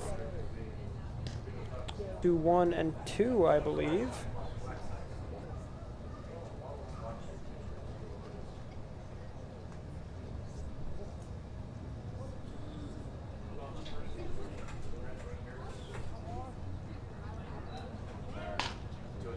That one knocked to That's third. only going to be That's one a because play, and that's the out. So 2 are down now.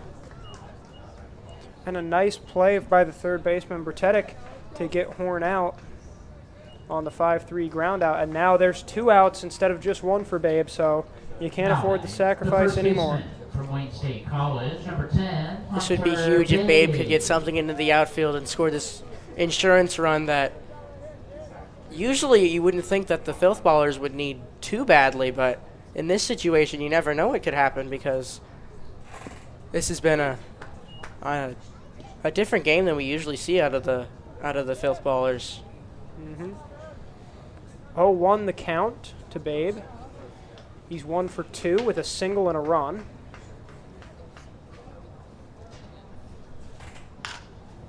And that will hop. Oh Is my it fair? goodness, no. He said it was It foul. is not. That was very close to being fair, and that assuredly would have scored Winterstein. So a lucky break there for the Red Raiders. Babe is not happy about that. I personally thought that hit the bag, but I could be wrong. That was a very tight play. That was close.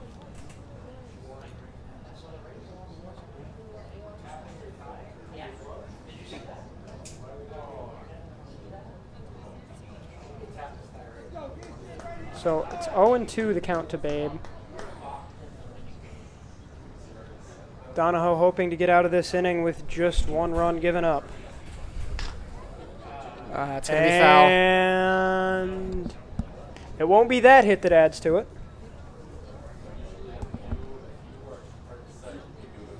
Still 0-2.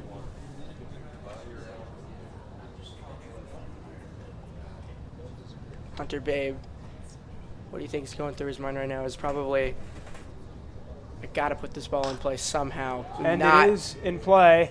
It's going to be tough. It's high. It's caught by the shortstop. So Donahoe gets out of the jam. But once again, a run pushed across. As we head to the bottom of the 5th, the Filth Ballers lead the Red Raiders 5-4.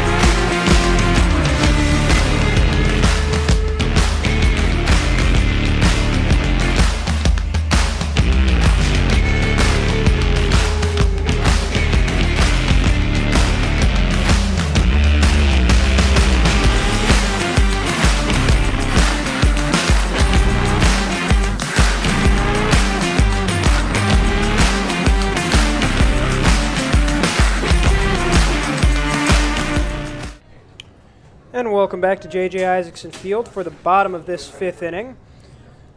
5-4 lead for the Filth Ballers right now over the Red Raiders.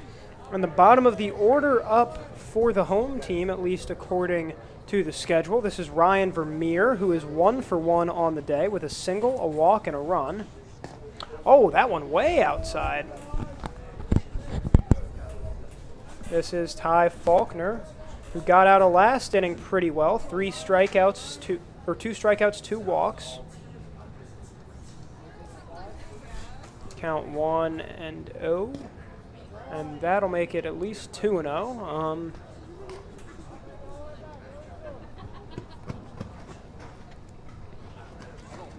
Ball retrieved. Look at Josh Ostin run. It's always so funny to watch the POs go out and get the baseballs. Something about it. And they're going to call that one a strike on Vermeer.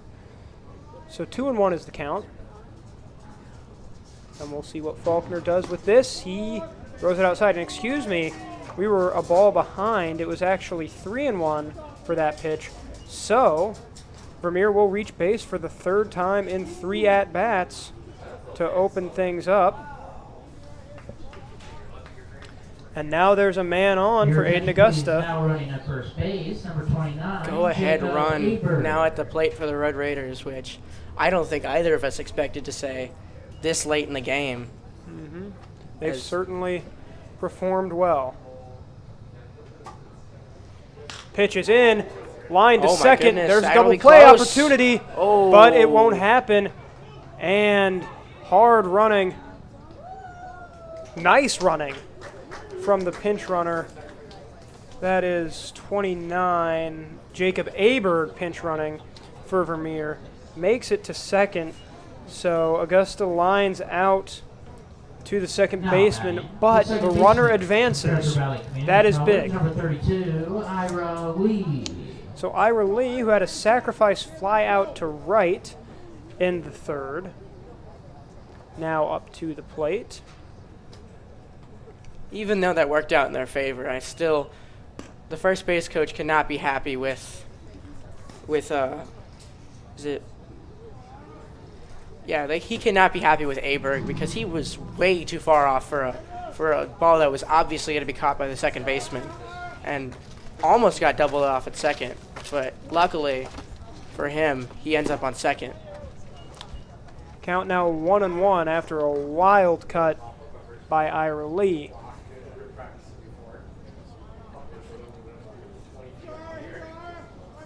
Already an RBI for him. It would be huge if he could get a second one here. Tie this game up at 5 apiece going into the 6th. Runner goes, and he's going to get there easily. Holy cow, some bold base running by Jacob Aberg, but it pays off nicely. And now a sacrifice is in play for Ira Lee as he goes down 1-2 in the count. I'm not sure if that swing was because he got fooled badly or because he was trying to throw off the catcher's play to third. Because it looked like he didn't really mean to swing at that. But I could be wrong. That one fouled back into the backstop. We have a microphone right there, so Yeah. everything that hits make the a backstop fun noise. sounds very amplified. Mm-hmm.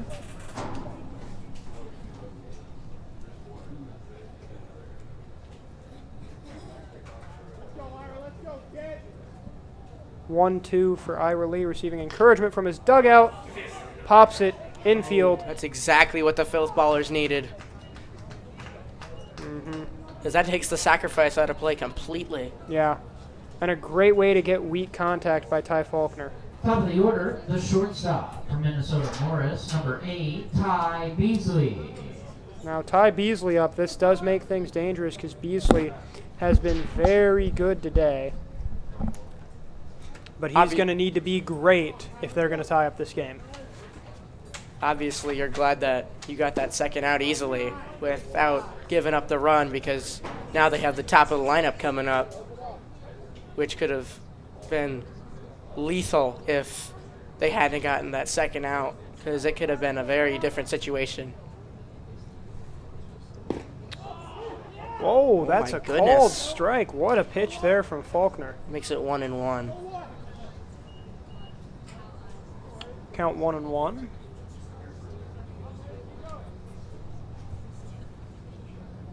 Beasley fouled it off. So 1-2 now for Ty Beasley, who's walked twice and struck out in this game.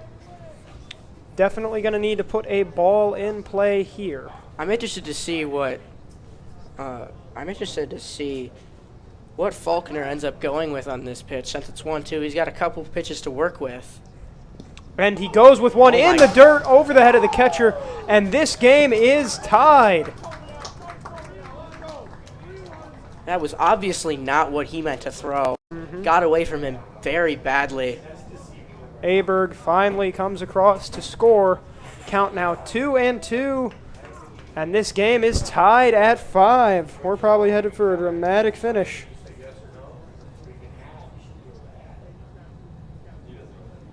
They ended up calling that a wild pitch. And that, a very good pitch For the Red Raiders in the from bottom of the Faulkner 10th, 1 run, to end no things with a strikeout The on Red Beasley. Raiders do end up answering. But play. The Filth the Ballers game and Red Raiders is are tied at tied 5. We'll be right back Leader for the of top of the Filth Ballers 6th. in the top of the 6th.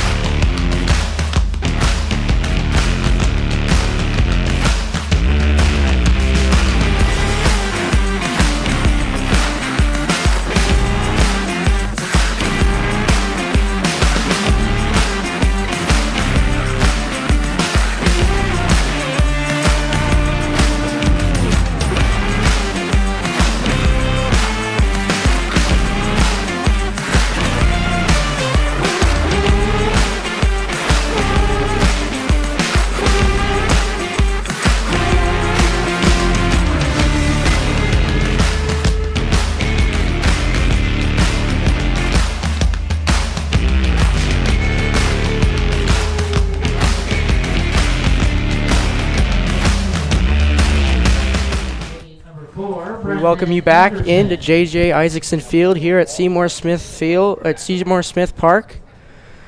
5-5 as we go to the top of the 6th. Not at all what we expected from game number 2 of this doubleheader. No, certainly not. It's been dramatic. It's been exciting. It's been everything the first game wasn't.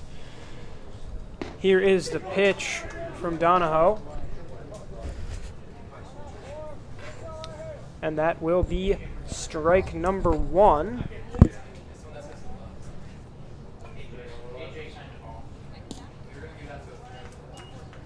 He's going up against Brendan Anderson right now. Anderson has a walk, a run, and a single already on the day.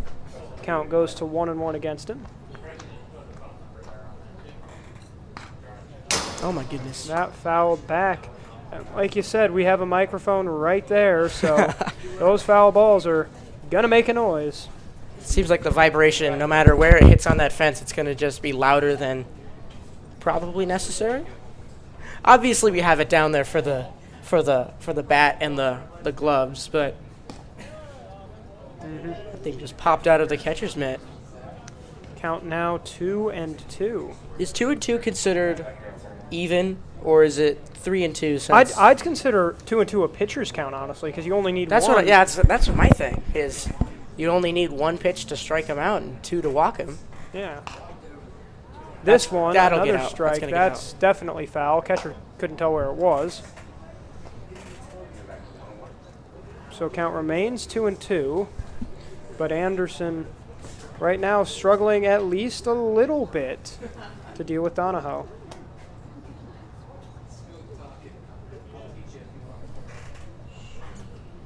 Oh, that's huge. And he struck him out.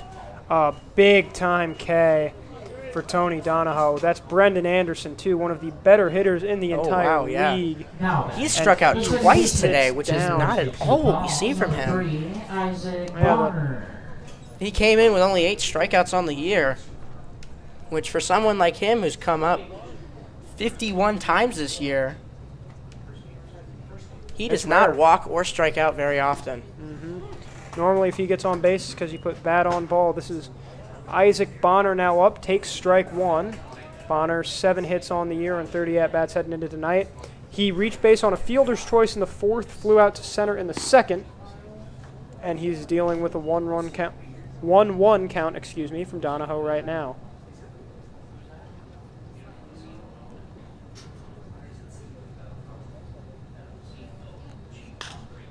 That's another. That one popped That's exactly what the onto Red the edge of Raiders the needed. infield and caught. So a pop out to short for Bonner. Second baseman dropped it and still tried to make the throwing motion.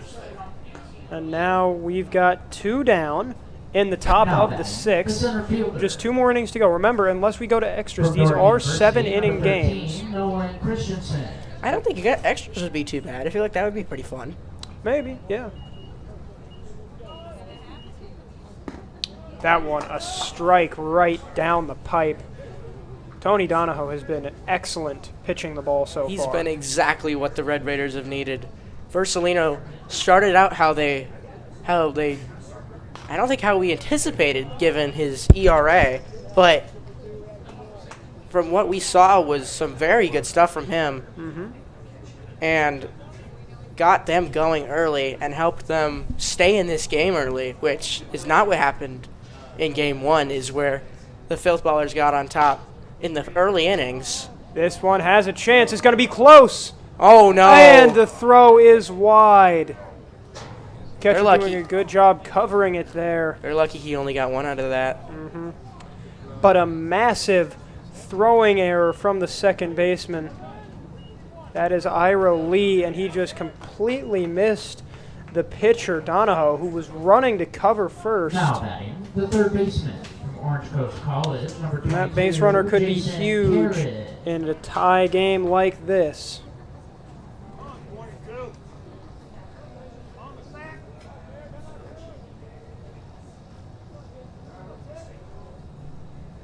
Whoa, that's behind him. Did he get hit? They say no. That does move a runner into scoring position, though. And the 2-out woes continue for both teams as they just keep letting runners on after the first 2 outs that are recorded in the inning. You got to wonder what's going on with that.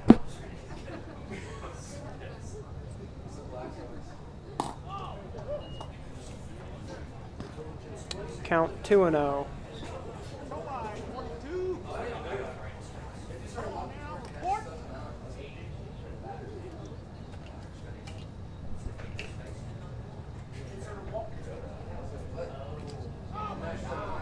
Another man. wild pitch.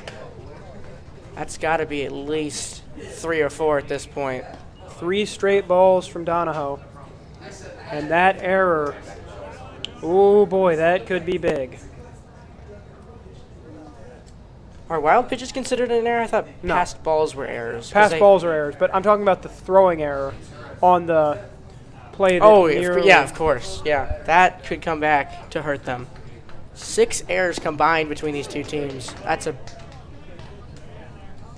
something he needed. It was a 3-0, and he just puts it right down the middle. Is probably had the red light and was told not to swing, but still, that's always something as a pitcher that can help you. That one cranked. And just Foul. like that, I mean, We got a full count. full count. That's if you can work your way back into at bats, then you're doing something right. It looks like Josh Ostin, their ace, is warming up in the bullpen. I don't think they expected to be in this situation, so they. Ooh. That was a close one on the inside corner. And he is walking. It's Jason Carrig, the third baseman, making it to first. So we have runners on the corners with 2 outs. This is Anthony Pohl, the catcher. Flew out to center and lined out to second in the third and fourth, respectively. But a hit here from him might provide the insurance run his team needs to finish this game off. I feel like this is a make or break opportunity for either team. If the Filth Ballers can't convert on this, that's a huge confidence boost for the Red Raiders going into the bottom of the 6th. If the Filth Ballers can end up putting a run across, that puts a lot of pressure on the Red Raider offense. Count 0-1. That got him. And it did hit him. So the bases are full. How many times tonight do you think there have been bases loaded after empty bases with 2 outs? Too many. Far too many.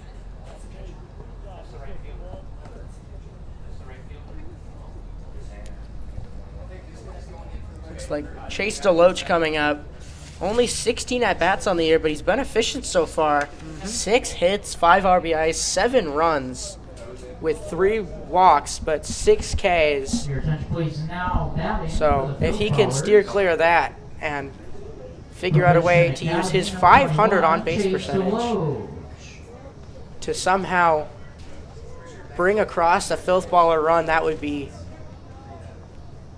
monumental for the outcome of this game. DeLoach into center, playable. Got to make this catch, and he does. So we That's a remain huge- tied huge escape. at 5. Goodness gracious, that was scary if you're rooting for the Red Raiders here. And we'll be right back for the bottom of the 6th. All tied up here, 5-5.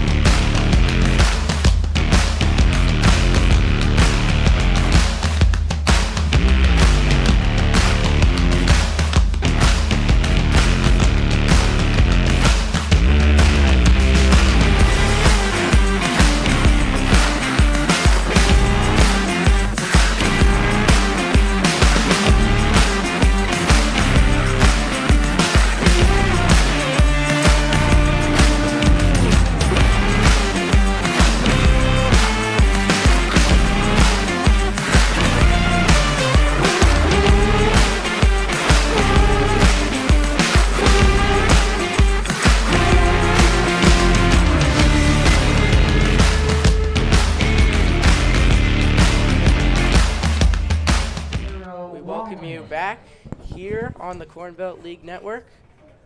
The bottom of the 6th, it is 5-5, which is not at all what we expected after game 1 with the Filth Ballers basically having their way all game with the Red Raiders as they came out on top 12-2.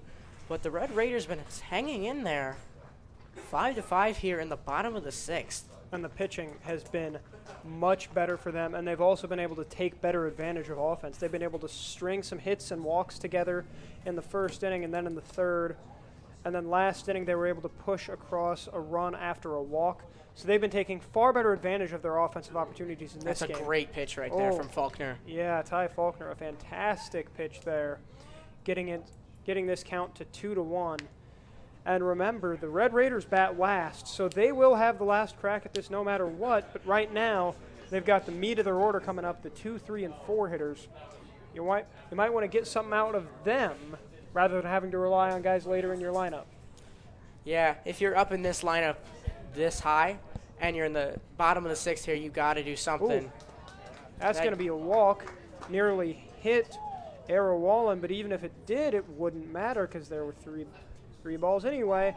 So he takes the base. Second time he's reached base on a walk today, and now Gabe Bretetic, excuse me, comes in. This is the guy you want. Exactly. 2 for 3 on this game, a double, a single, a run. A hit here from him will almost certainly move Wallen into scoring position. And that one is cranked into the gap. That could Wallen score. turning for third. Ball at the wall, picked up. Here comes Wallen. Wallen's going to get there. And the Red Raiders take the lead. Oh, my goodness. Holy cow.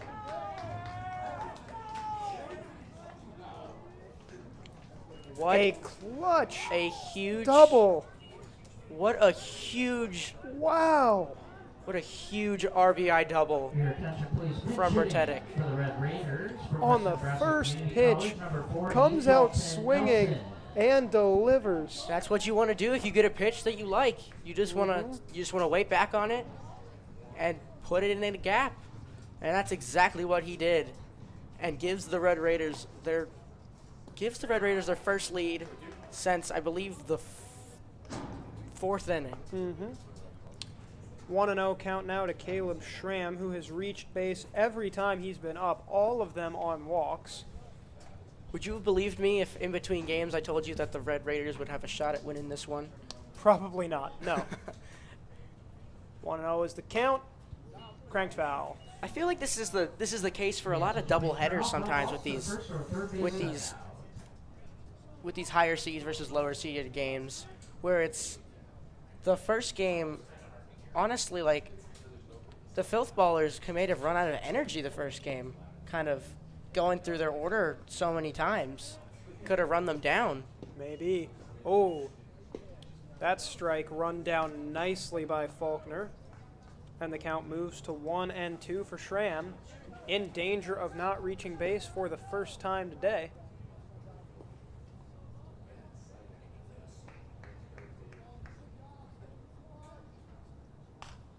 And that one is also popped foul. Gonna hit us? It will not. Not quite. It's gonna go back behind that pine tree again. I'm sure people love going back there into the dark.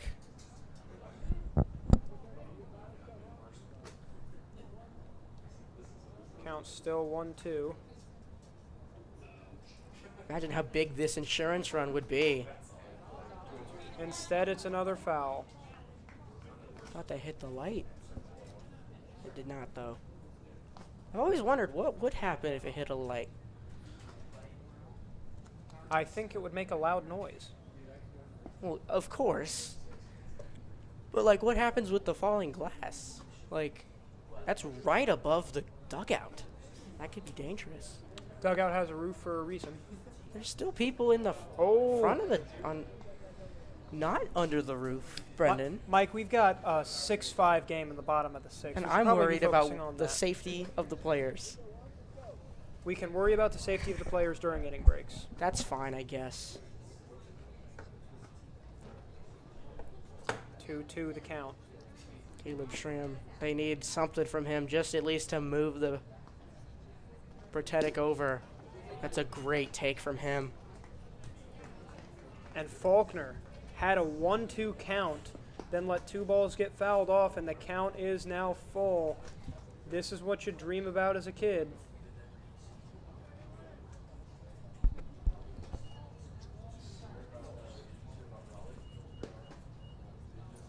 Oh, What a what a pitch. pitch. Sends him down, but still, even though that's a strikeout, that's still a quality at bat, because I think that was probably close to 7 or 8 pitches. So that really does help them. Faulkner's up to 50 pitches now in relief. They've gotten 2 1/3 out of him, but Still something What that a massive strikeout. That one grounded to second. that's a Tough great play. Oh, is it made in time? That's a great Oh, field and a baby. great adjustment by the first baseman. Hunter Babe with the heads-up awareness to come off the bag and realize he still had enough time to dive back and make the play for a huge second out that could really help the Filth Ballers get out of this one with only giving up 1 run. However, Bretetic is on third, so a ball in play will score him and add an insurance run potentially for the Red Raiders. Or we could have Another a wild scary, wild pitch opportunity right there. A good stop from the catcher, Anthony Pohl. pitch. Pole's been doing a fantastic He's been doing a job great job defensively behind the all dish night. tonight. Props to him. Even though he's let some by, it could have been a lot worse. TJ Swaney now dealing with a 2-0 count.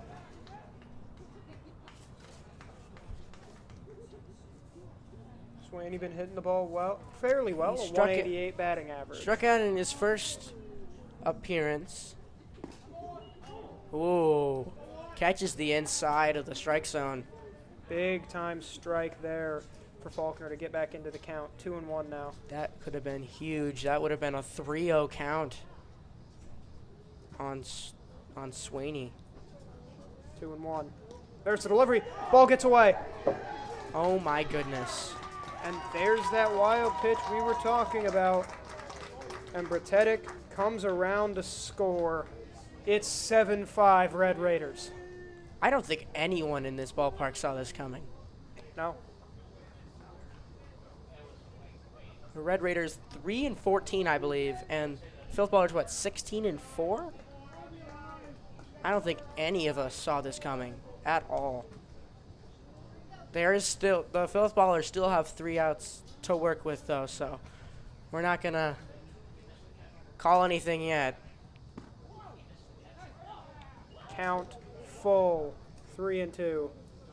This is a huge pitch right here for both Faulkner and the hitter.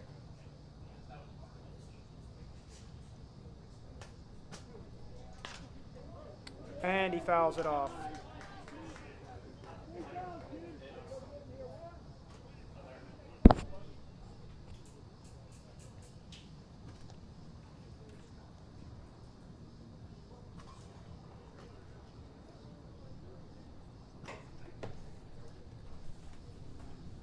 If you're Faulkner, you gotta be thinking something just like and that. that's a strikeout.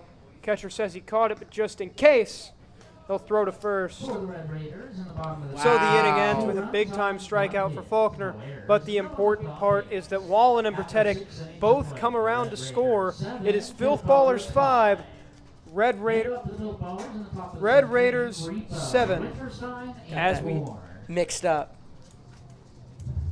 are the Red Raiders winning? Yeah. Okay, yeah. Red Raiders 7, Filth Ballers 5. 1 inning We've to go. been talking about We'll it be for right a while back. now. No matter what your age, skill level, or position, your baseball season begins at the Strike Zone. Featuring state-of-the-art batting cages, group and private instruction, the Strike Zone provides athletes all the training and equipment you need to get your game to the next level. Give the gift of development to your baseball or softball player. Purchase your Strike Zone gift cards today. Baseball never ends at the Strike Zone. No matter what your age, skill level, or position, your baseball season begins at the Strike Zone. Featuring state-of-the-art batting cages, group and private instruction, the Strike Zone provides athletes all the training and equipment you need to get your game to the next level. Give the gift of development to your baseball or softball player. Purchase your Strike Zone gift cards today. Baseball never ends at the Strike Zone. No matter what your age, skill level, or position, Your baseball season begins at the Strike Zone. Featuring state-of-the-art batting cages, group and private instruction, the Strike Zone provides athletes all the training and equipment you need to get your game to the next level. Give the gift of development to your baseball or softball player. Purchase your Strike Zone gift cards today. Baseball never ends at the... Tyler Obrecht. Welcome back to JJ Isaacson Field here at Seymour Smith Park for what will likely be the final inning of an exciting game. Brendan Preisman alongside Mike Knockenauer Jr. And Mike, this has just been incredible to watch. For the first time ever announcing, this is a pretty interesting game. Yeah, I'd say so. Ooh. This is Tyler Obrecht at the plate right now. Got a .059 batting average. I believe he took Nick Ripa's spot. He did, as but the they extra do have hitter. the top of the lineup coming up. Yeah, that could be. Tyler, is it Tyler, right? No, Yeah. Trevor Winterstein, Trevor my bad. Trevor Winterstein on deck. So if they could get a man on base and bring up Winterstein as the go-ahead, or as the tying run, that would be huge. Obviously, the goal is to get to a situation where Brendan Anderson is coming to the plate. That would be ideal for them. Oh, a great pitch. Just hit the inside corner by Tony Donahoe. It's 2-2. He came back for the sixth after already having pitched 2 and I believe a third innings of relief. That one chopped but foul. And Donahoe's done a very nice job. He's sitting right now. 50 pitches. Yeah, 50 pitches. So he's certainly Been very efficient tonight, especially for a relief guy. And he hasn't really given up that much. He hasn't given up an extra base hit yet. No, he has not. Full count now. This is exactly For the Tyler situation. Obrecht. This is not the situation the Red Raiders wanted to be in. I disagree. Oh, my goodness. There's a strikeout. Ooh, I take that boy. back. High heat from Tony Donahoe, and he gets Obrecht to sit on down. But now, like you said, Filth Ballers, with 2 outs to work with, bring up Trevor Winterstein, the player of the game from the first game. Do they have enough in the tank to get this one and rally back? Winterstein did have a single his last time up. Ooh, baby. Donahoe lost that one a little bit.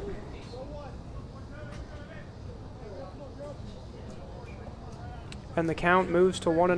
Winterstein in this game is 1 of 2 with a walk, an RBI, and a run. Game 1, he was 1 for 3 with 4 RBIs. That's This going to one be is trouble. deep. This one will Oh, drop. my goodness. He's got some Winterstein, speed. He'll and stop he- at second. And he will. Oh, my goodness. So, the tying run at the plate now. This is Jackson Horn, the shortstop for the Filth Ballers. They've got just 2 outs left, but a big-time hit from Trevor Winterstein, keeping his team alive in the top of the 7th. That was an unbelievable spot for Winterstein to get his second hit of the game. Puts him on second and puts the tying run at the plate. Ooh, That almost hit him. tying run nearly got hit in the helmet.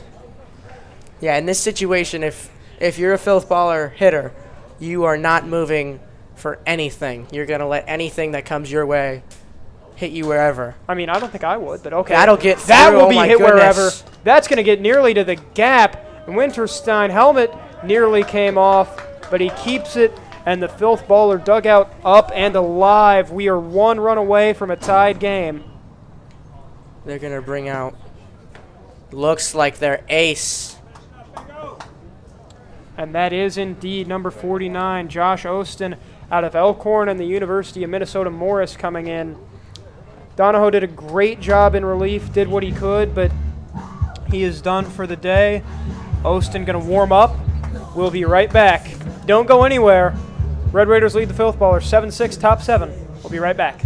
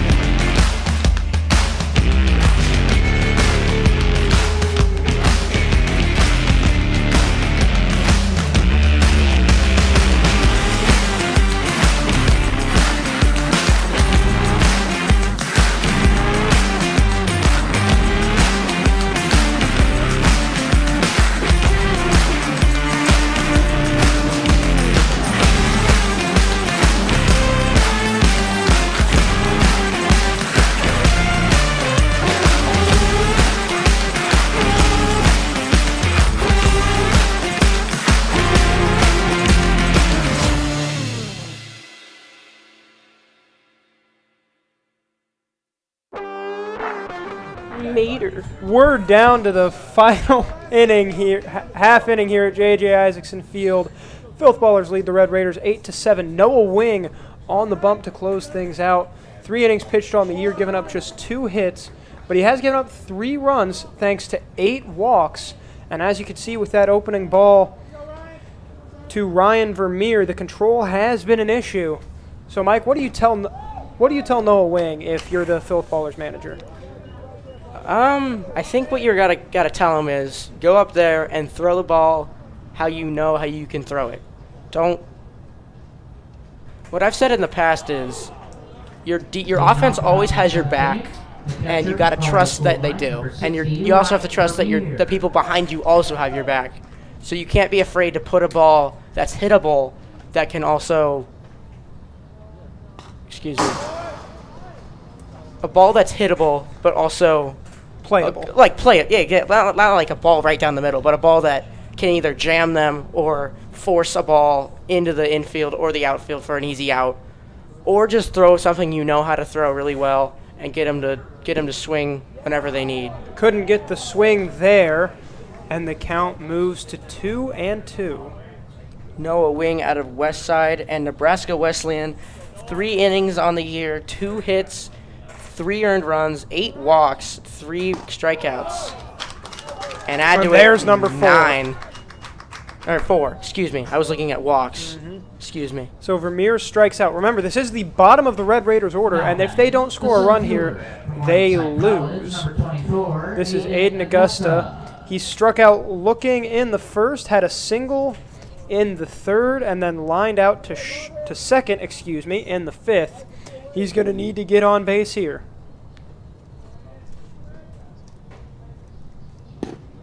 What a pitch. That's a great pitch from Noah Wing. 0-1 is the count.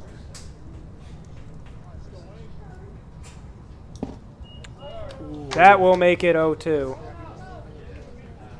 And this looks like the Filth Ballers pitching staff that we all know. 0-2 count. This is one of their lower guys too, with a 7 ERA. They have, let's see, 1, 2, 3, 4, 5. Looks like 1, 2, 3, 4. That one fouled back into the 5, fence. 6 guys under a 4 ERA. Yeah.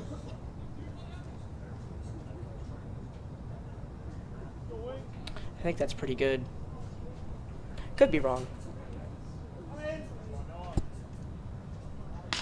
That one grounded to second. Playable. Play is made. And the Filth Ballers are 1 out away from storming back in this game and sweeping the doubleheader. The second baseman from Treasure Valley Community College. Should say escaping with a win. Yeah. As the Red Raiders have given them all they can handle tonight. Ira Lee now up. He is 0 for 2 on the day with an RBI off a sacrifice fly. Has not reached base yet, but if he does not, this game will end. Ball 1.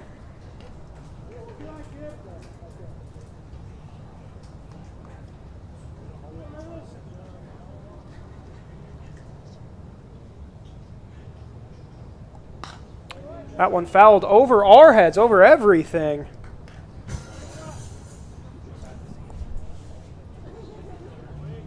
Either I am hearing things or there was some glass breaking.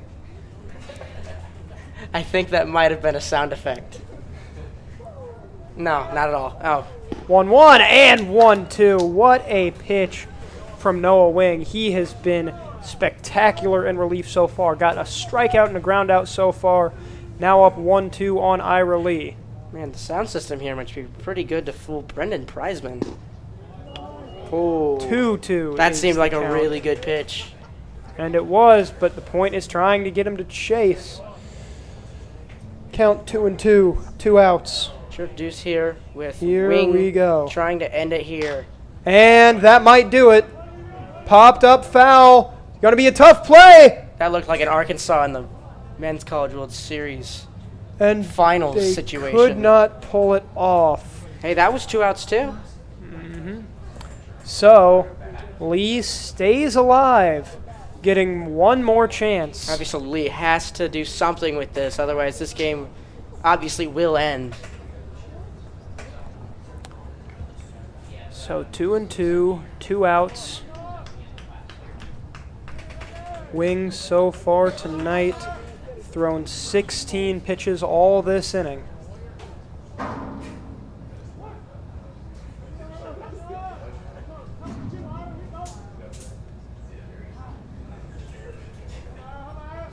Here it comes. Fouled back off the center post. So You definitely flinched there. You did too, yeah. I definitely did not. No, you did. It's okay.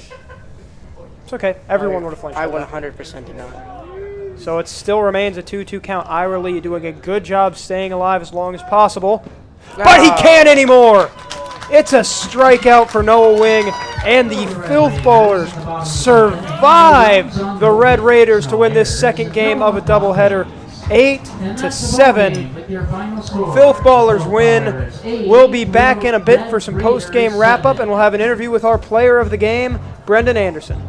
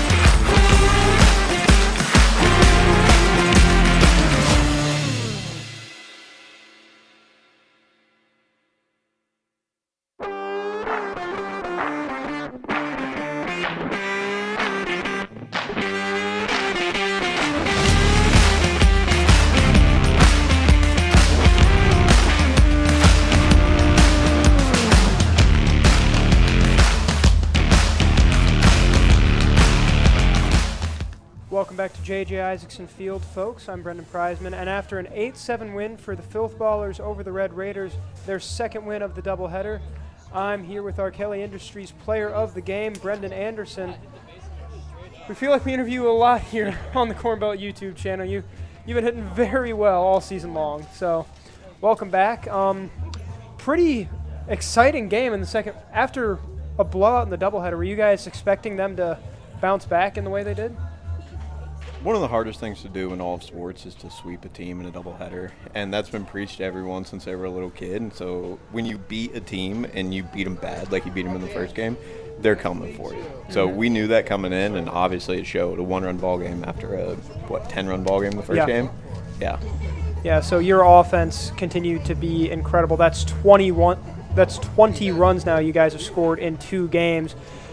Do you guys think at this point that anybody can beat you, or are you guys just smooth sailing the rest of the way?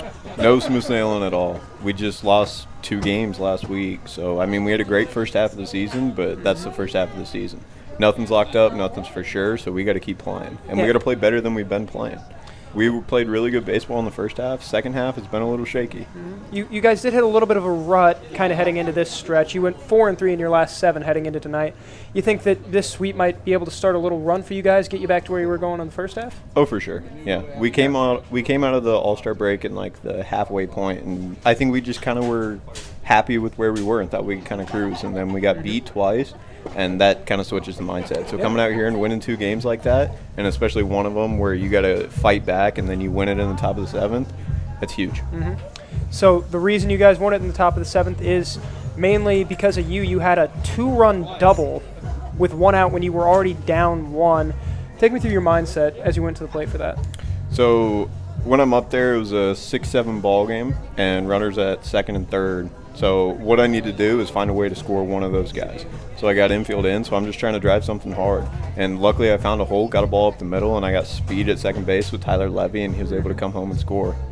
Yeah, it certainly was. How does it feel on the team, like with how powerful your offense has been, to know that you guys, like you said, it's never easy, but you guys are never out of it. How does that feel in the dugout? Does that help keep the mentality up through games like this where you're down early?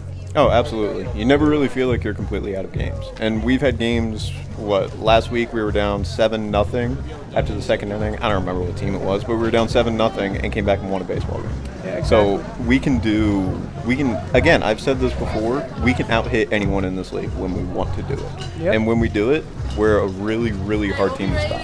And that just helps our pitchers incredibly because our pitchers know that if they give up some runs, offense has got their back, and that's huge.